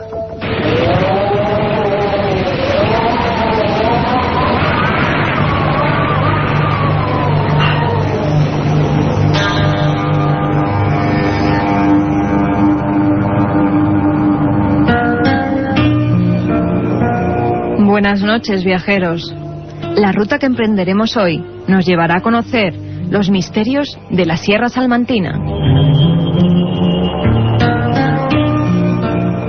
Nuestra primera parada será la Peña de Francia, enclave extraño donde se alza el santuario de la Virgen Morena.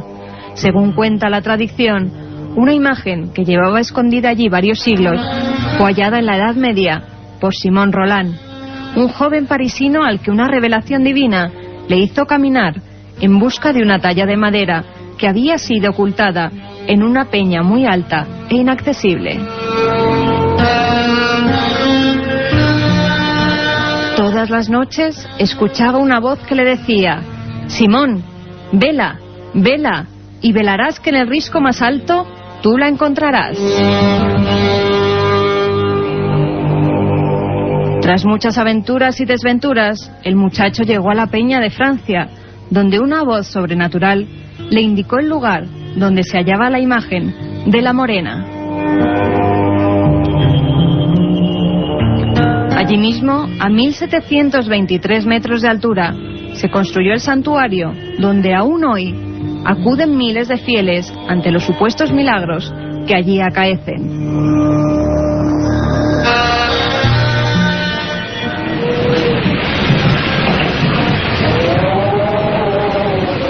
Situado en el sur de la provincia, encontraremos uno de los parajes de mayor tranquilidad y sosiego, cuyo dicho medieval, estar en las Batuecas, ha transcurrido hasta nuestros días para significar que nos encontramos en un trance o ensoñación. En este área de transición entre las tierras extremeñas y castellanas se encuentra el monasterio de San José del Monte. A su alrededor, los amantes de la arqueología no podrán dejar de visitar las enigmáticas pinturas rupestres neolíticas de la Cueva del Payón o el Risco del Ciervo. Figuras zoomorfas y extraños símbolos solares aún sin catalogar sorprenderán al viajero entre la espesura de la vegetación.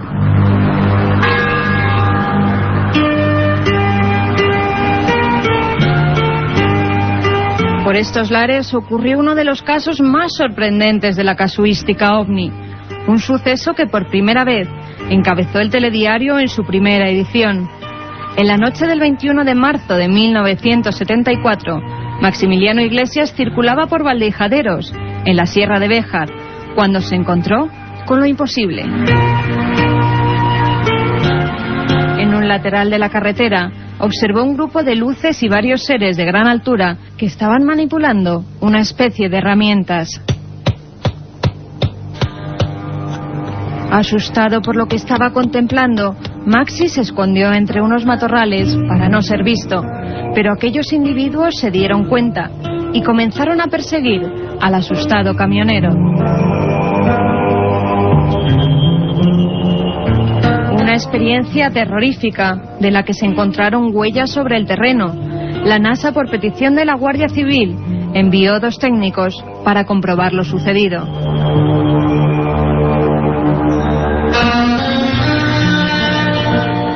Y terminaremos nuestra ruta en La Alberca, enclave fortificado medieval, donde el tiempo parece no haber transcurrido desde hace siglos.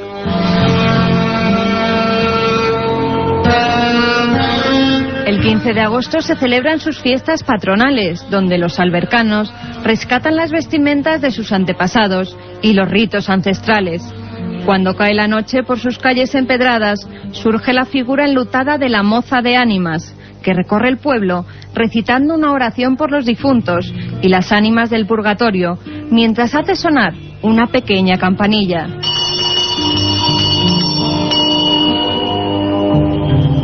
La leyenda dice que un día de invierno una gran nevada impidió que la moza saliera y a medianoche la esquila comenzó a blandir ella sola. Su sonido llegó hasta los muros de la iglesia, donde se encuentra una hornacina que contiene 2 calaveras. Esta nos recuerda que un día tenemos que morir.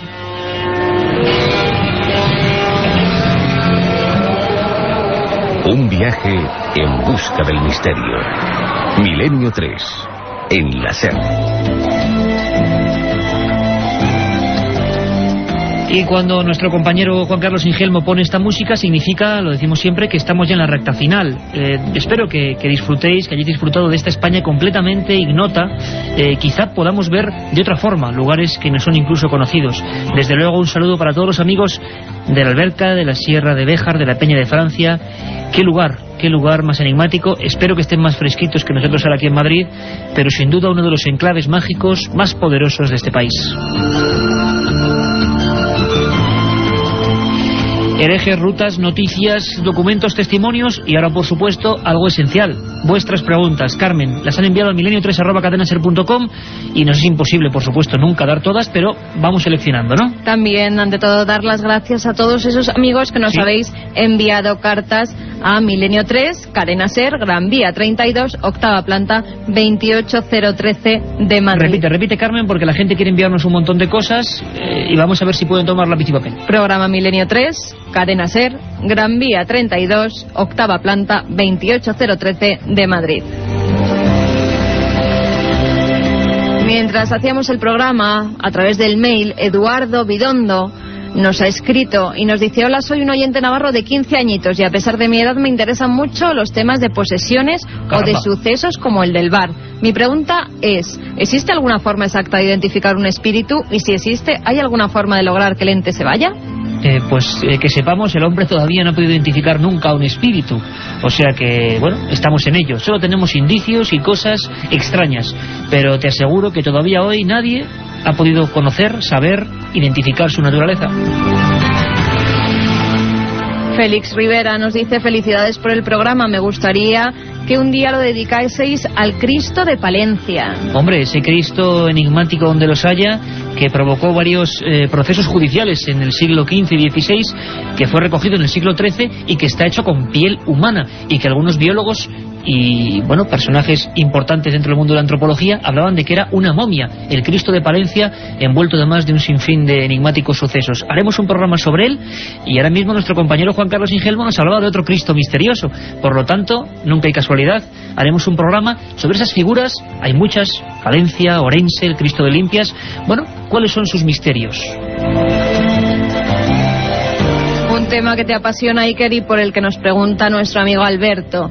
Hola, Iker, mi pregunta es si me puedes decir algo sobre el hombre pez de Liérganes. Pues uno de los más increíbles, maravillosas y fascinantes historias del hombre pez de Liérganes, que hizo que nada, pues un cualquiera, ¿verdad?, el doctor Gregorio Marañón, ni más ni menos, le dedicase un libro a un supuesto hombre que vivió bajo las profundidades del mar. Si vais a Liérganes, a ese pueblecito maravilloso de la costa santanderina o cerca de la costa santanderina, veréis que hay un paseo y hay un monumento, y en vez de haber un monumento a un alcalde, a un político, cosa que me parece muy bien, viendo cómo están las cosas, hay un monumento al hombre pez, a ese hombre con escamas que vive en el agua y que sigue siendo una historia apasionante, investigada por el padre Feijóo y Gregorio Marañón.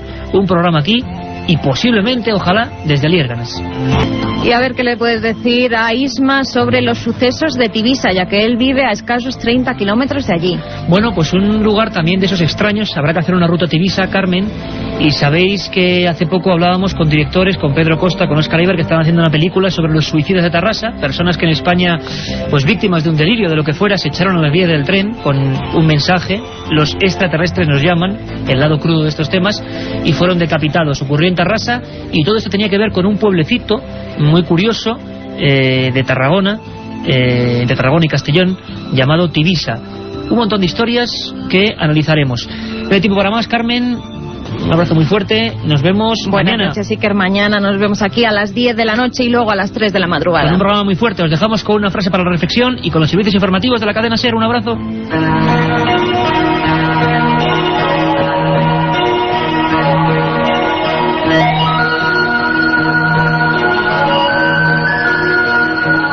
Decía Marcel Prévost: el afortunado hallazgo de solo un buen libro puede cambiar el destino de un alma.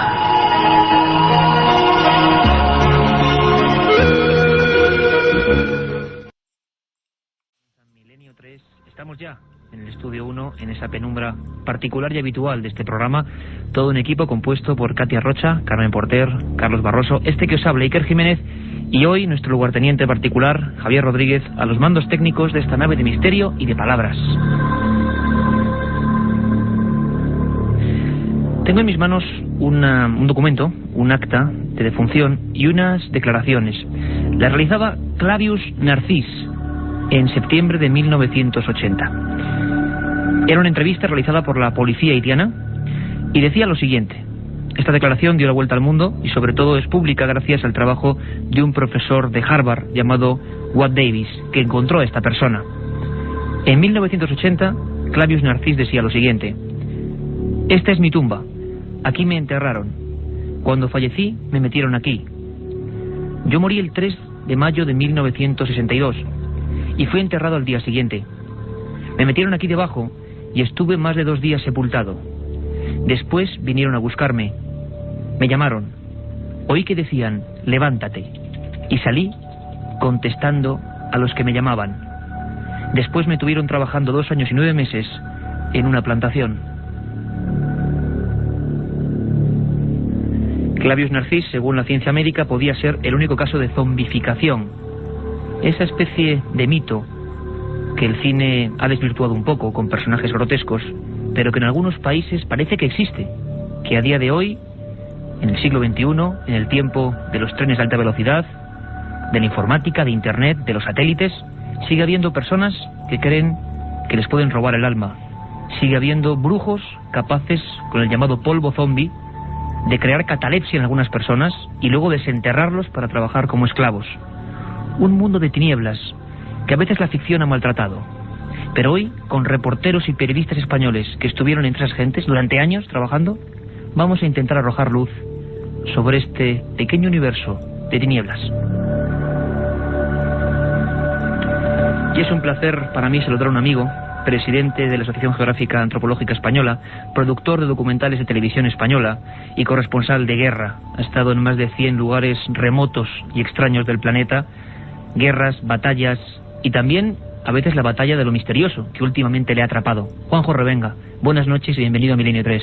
Hola Iker, buenas noches.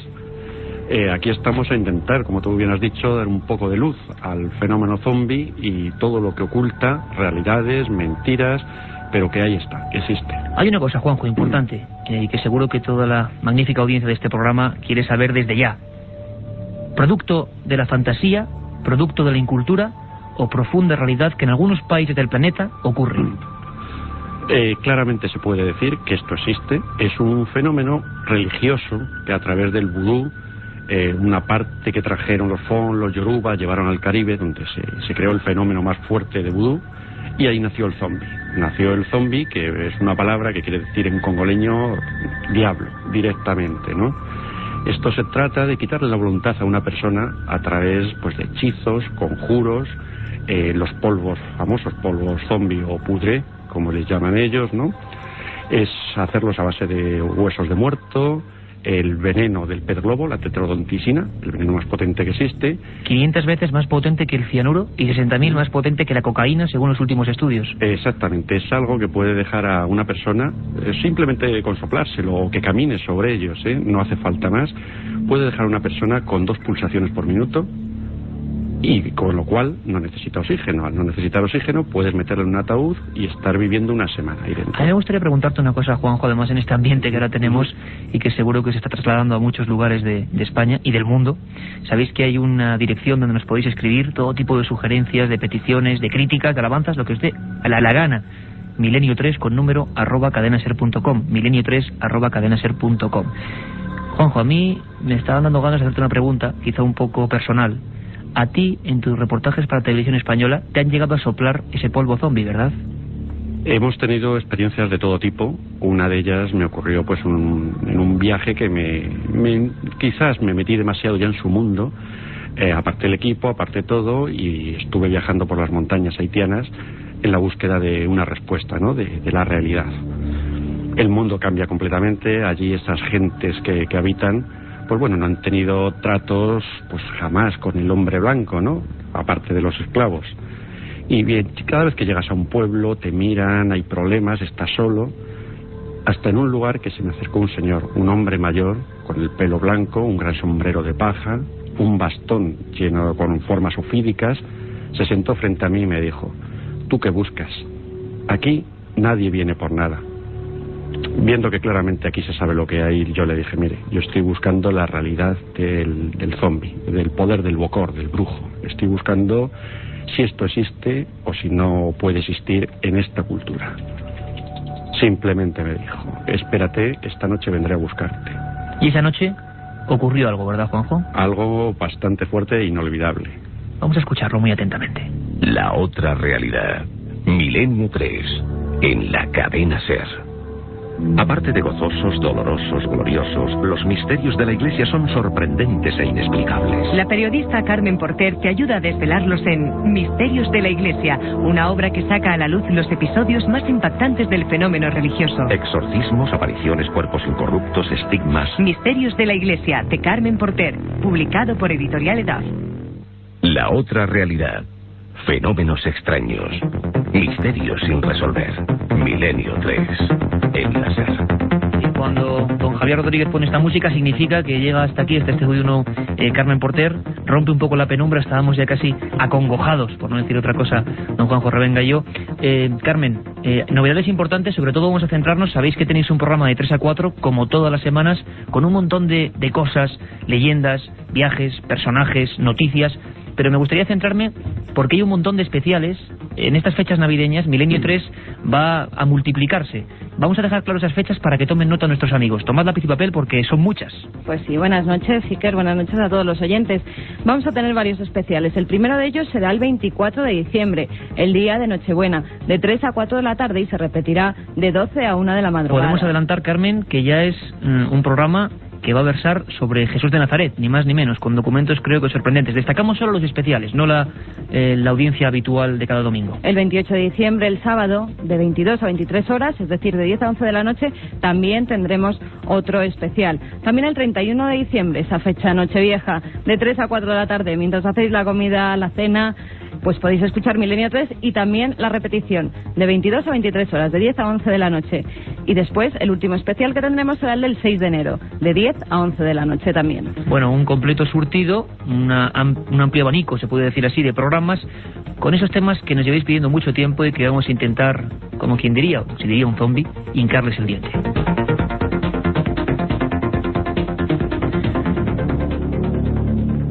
Juanjo Revenga, vamos a escuchar un sonido muy especial, quizá desagradable para muchos oyentes, siempre perteneciente a la realidad de estos temas, en este caso algo entre el misterio y la pura antropología. Tú has pasado todo tipo de peripecias grabando durante años en estos países. En este caso nos vamos directamente con la magia de la radio hasta Haití. Y allí escuchamos unos sonidos, como decimos, fuertes, tremendos, rotundos. Vamos a escuchar, Juanjo.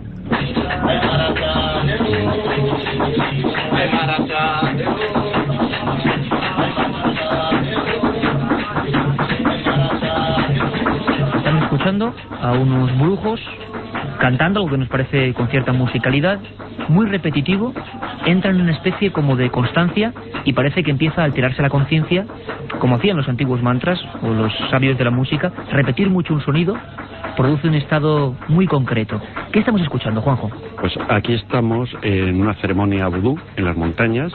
Hay unas 50 personas tocando tambores, cantando, y está el Ungán, el sacerdote que va a ser poseído por el Loa, por el espíritu, y es el que le concederá el poder, ¿no? Para ello, el sacerdote baila, se mueve entre ellos. Hay que decir que tú estabas allí, siempre sí. Esto no viene en ningún sitio. Esto es grabado por Juanjo Revenga. Está apretado el botón del rec por mí de este sonido. Lo cierto es que el sacerdote aparece, se mueve entre la gente Empieza con alfileres, se pueden llamar casi como agujas de hacer punto, atravesarse la cara, sigue cantando, bebe en porciones, siempre llega el trance que en todas las culturas es a través de la música, de la bebida, de lo que quiera, ¿no? Luego llega una gallina negra, que es la que le va a conceder el poder. Coge la gallina sobre un círculo satánico pintado en blanco en el suelo de la cabaña. Todo esto estamos hablando en mitad del monte, y solamente nosotros y los 50 señores bebiendo, cantando y celebrando la ceremonia vudú, exactamente igual que en 1790 se podía celebrar en Boscaimán, ¿no? La primera ceremonia que se celebró. En este momento el sacerdote coge el cuello de la gallina y la arranca de un bocado y se bebe toda su sangre, porque no debe de caer nada al suelo. Si cae algo al suelo puede enfadar al Loa y irse todo, estropearse. ¿El Loa todo. qué es, El Juanjo? espíritu. Es el espíritu, ¿no?, que está poseyendo aquella zona en el momento y que va a cabalgar o a poseer al sacerdote, al Ungán, después de lo del pollo. Este hombre mata al pollo, le poseen y ya puede conseguir los deseos que le han pedido. Ya tiene la fuerza. El sacerdote es como el intermediario entre el mundo invisible y el mundo visible. Es cierto, Juanjo, que en ese país del que estamos hablando y estamos escuchando sonidos, Haití, el país más pobre del planeta Tierra, el país que se alzó contra el hombre blanco y parece que dicen muchos que por eso lo está pagando ahora, por ejemplo, la gente, casi un 80% de las personas, entierran a sus muertos en su casa, en las parcelas de su casa. ¿Por qué? Exactamente, los entierran desde donde ellos puedan verlos. Entierran al familiar para que si viene a buscarle el bocor o viene el brujo a levantarle por la noche y llevársele ya convertido en zombie, ellos puedan verlo y puedan salvarle. Igual que otras cosas se hacen. Hay muertos a los que se les decapita o se les cosen los oídos o la boca, pues para que no puedan oír al bocor cuando le llama y no puedan ser zombies, que para ellos es muertos en vida. Y esto está ocurriendo ahora mismo, en pleno siglo XXI, repetimos. Estamos hablando hoy por hoy mismo, vemos la ley haitiana. Tenemos el artículo 249 que dice textualmente que cualquier persona que intente quitar la voluntad a otra por medio de hechizos será castigado con la prisión. Pero si intentando esto llega a la muerte, será acusado de homicidio. Esa es la ley haitiana. Artículo 249, Código Penal, día de hoy, delito de zombificación. Vamos a escuchar, seguimos con prestigiosos periodistas españoles, reporteros que se han adentrado en este mundo negro, extraño, oculto.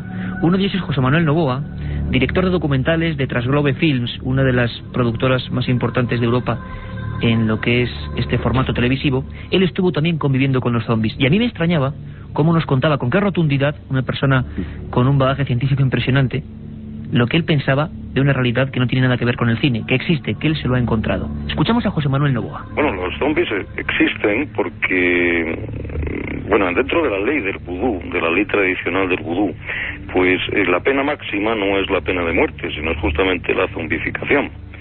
Y bueno, es un proceso que está ya estudiado y que existe, y que existen los zombies, y que es una manera de castigar a los que están, pues, a los malhechores o a los asesinos o a los que roban, ¿no? Esto parece que nos es un poco ajeno, pero es una realidad, ¿no? Esto es una realidad constatable. Esto es una realidad constatable, lo decía José Manuel Novoa, uno de los pocos reporteros, junto con Juanjo Revenga, que ha convivido con un mundo hermético, alejado del forastero, prohibido.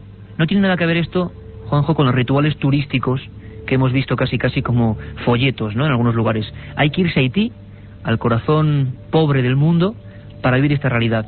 Wade Davis, tenemos su libro aquí encima de la mesa, este profesor de etnobotánica y antropología de Harvard, inició un antes y un después de estas historias en el año 82, conviviendo con los zombies y descubriendo por vez primera para la ciencia, no para la fantasía ni para la irrealidad, para la ciencia, lo que era el polvo zombie.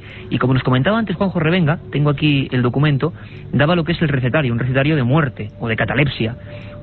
Parte de los ojos de una lechuza, huesos de muertos, escamas del famoso pez globo, esa tetrodonxidina, lo más venenoso del mundo, y 100 pies y un tipo de araña. Eso, en proporciones que nadie conoce, se echa sobre la persona que han elegido como víctima, y posteriormente ese estado de catalepsia le permitirá vivir por lo menos un par de días dentro del ataúd y es desenterrado. El zombie, muchas veces, como el caso de ese Clavius Narcis con el que empezábamos el programa, uno de esos zombies de los que hay un acta de defunción y que luego se ha encontrado vivo en los campos de plantación, a veces han sido atropellados, Juanjo, a veces han aparecido muchos años después de que se les diera por muertos. Esto ocurre a día de hoy y se está documentando esto desde los años 70, ¿no? Exactamente. Yo he tenido testimonios de un señor que le dijeron que su amigo, que había muerto la semana pasada, estaba trabajando en una plantación al otro lado de la montaña. Este hombre cruzó la montaña, fue a ver a su amigo y me contaba. Dice, lo que vi yo allí era la puerta del infierno. Los ojos negros, sin expresión, mi amigo trabajando. No me contestaba, no podía hablar, hasta que apareció el Bokor con un látigo corriendo detrás de mí y tuve que huir. ¿Por qué se traslada esto, Juanjo, a otras partes del mundo?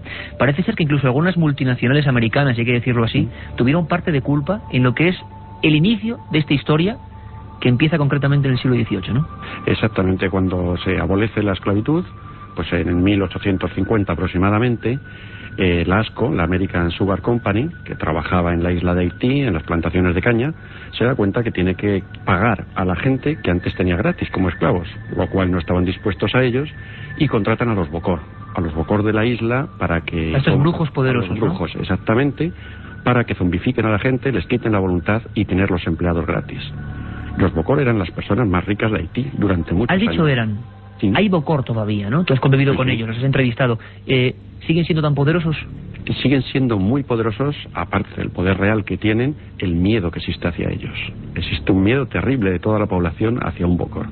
Vamos a irnos de nuevo con la magia de las ondas, de la cadena SER, en este caso a esa frontera muy complicada entre República Dominicana y Haití, para escuchar otro sonido, el sonido de lo que para ellos es una auténtica maldición.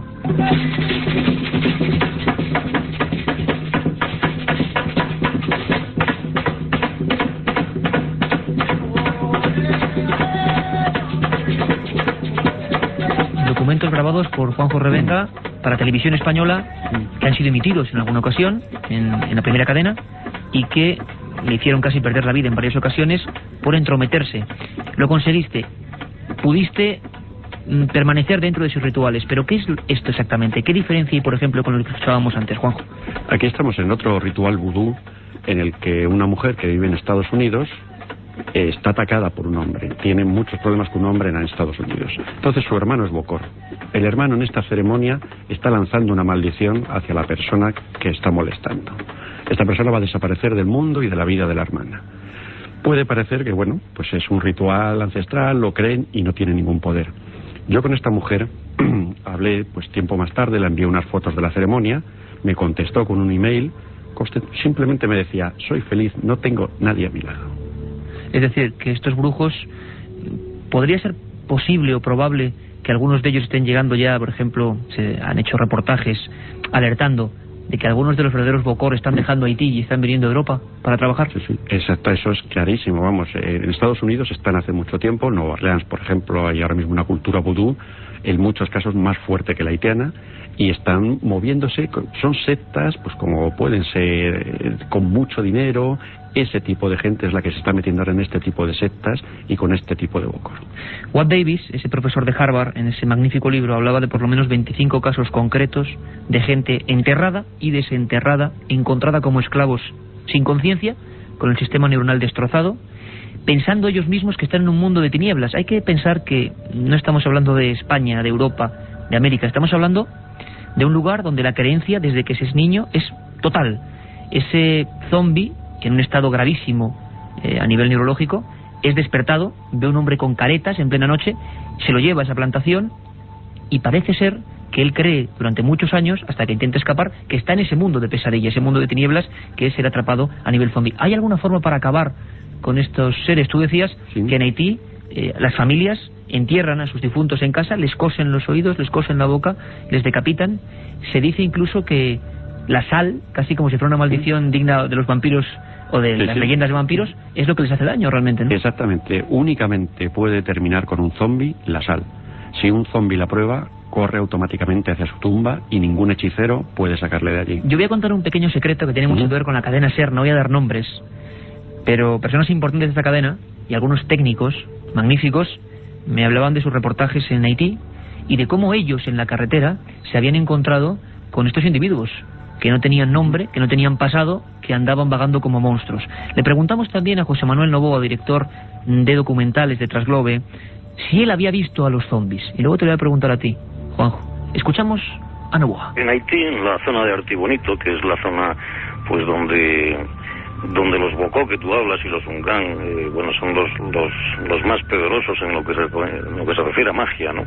Pues sí, en una ocasión estaban haciendo un documental sobre el vudú, pues sí, tuvimos la ocasión de ver a 2 zombies, ¿no? Lo que pasa es que el zombie pues no es lo que la gente piensa, ¿no? Que es un ser un poco de ultratumba, ¿no? Bueno, es un de ultratumba porque efectivamente los entierran, pero no es una persona que lo que realmente le han hecho es una especie de lobotomía y lo han dejado absolutamente idiotizado y efectivamente pues los tienen después trabajando pues en cultivos o como criados o de cualquier otra manera, ¿no? Esto lo suelen hacer, como te decía, cuando en una comunidad pues hay algún bandido, algún ladrón, alguien que bueno, está haciendo daño a esta comunidad, pues la sociedad secreta que sea de vudú, pues se reúne y nombra un verdugo que es el encargado de soplarle el famoso polvo zombie, que, bueno, como tú sabes, pues aparte de muchos componentes mágicos y de difícil, de incierta eficacia, pues hay uno que es el tetradoxin, que es una sustancia que la extraen del pez globo y que es una sustancia que tiene el poder de hacer entrar a la gente en un estado de catalepsia, ¿no? Y entonces efectivamente pues lo entierran y a las horas pues el Bocó, que es como un sacerdote de vudú, pero que podríamos decir que se dedica a hacer magia negra, o sea, que trabaja con las 2 manos, no como Lungán, pues es el que le va a revivir al cementerio, lo desentierran, y las horas que ha pasado en este estado de catalepsia, pues lo que hacen es que le bajan el metabolismo de tal manera pues que las células cerebrales, las neuronas, pues la mitad de las neuronas se le destruyen y se queda pues un poco, por decirlo de alguna manera, idiotizado, ¿no? La otra realidad. Milenio 3, en la cadena SER. Primer día, llegada al hotel y alojamiento. Segundo día, ruinas de Petra y pistas de Nazca. Tercero, Sábana Santa de Turín, pirámides de Egipto. Ninguna agencia te ofrece un viaje como este, lleno de misterio y aventuras. Solo Iker Jiménez te lleva a las fronteras de lo imposible. Un viaje de 150.000 kilómetros que recorre el lado más enigmático y sorprendente de la historia. Fronteras de lo imposible, de Iker Jiménez, publicado por Editorial Edad. La otra realidad. Fenómenos extraños. Misterios sin resolver. Milenio 3. Don José Manuel Novoa, que nos contaba de una forma, lo hablábamos aquí, rotunda, directa, sin ambajes, sin posibilidad de ficcionizar, si se puede decir del palabra, sobre su experiencia viendo a 2 supuestos zombies. Aquí siempre en Milenio 3 sabéis que no decimos ni que sí ni que no. Traemos a los verdaderos especialistas. Y hay mucha gente hablando de estos temas que da la impresión de que son cuando menos locos de atar. Es muy diferente tratarlo con periodistas, reporteros, trabajadores del mundo del documental científico que, bueno, casi por un enamoramiento con el misterio se han dedicado a meterse en este mundo. Personas que, en muchos casos, como Juanjo Revenga o José Manuel Novoa, no creían en nada de esto, pero lo han visto con sus propios ojos. Vamos a escuchar otro sonido que nos has traído. En este caso viajamos hasta África. Porque, una cosa, Juanjo, de Haití se pasa a África a través de los esclavos, ¿no? No, fue al revés. De África nació y se fue a Haití, exactamente. Nació en Benín, el actual Benín, y en Nigeria. Es donde nacieron los primeros. Sin embargo, parece ser que en África es más suave. Que en Haití se ha convertido en algo maligno y de verdad, dicen ellos, demoníaco, ¿no? Exacto, es que en África es más inocente. El negro africano es un hombre inocente, pero sin embargo, cuando le traspasamos al Caribe, ya es el negro dolido, le han hecho daño, le han separado de su familia y lo único que busca es venganza. Vamos a escuchar este sonido, nos lo pone Javier Rodríguez.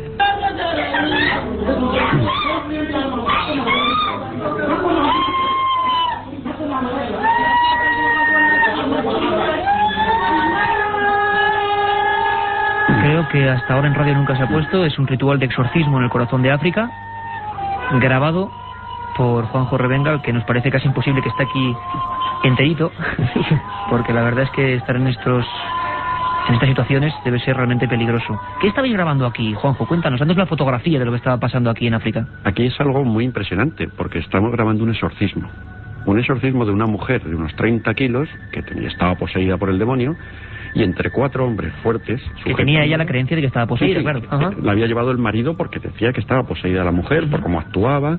Y bueno, pues la mujer de 30 kilos, que entre 4 personas eran incapaces de aguantarla. La mujer saltaba, se movía, hasta que aparece el brujo, empieza a cantarle versículos del Corán al oído para convencer al diablo, convertirle al Corán y entonces llamarle y que abandonara su cuerpo. La mujer echa espuma por la boca, grita, la sacuden, le hacen absolutamente de todo hasta que llega el momento de la tranquilidad en la que ella puede decir que la ha abandonado el demonio y que ya se encuentra bien. Y vamos casi a terminar como habíamos comenzado, Juanjo Revenga.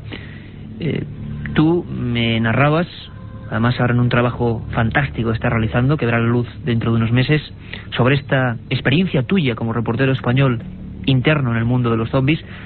¿A ti realmente se te ha cruzado en el camino alguno de estos seres? ¿Los has visto con tus propios ojos?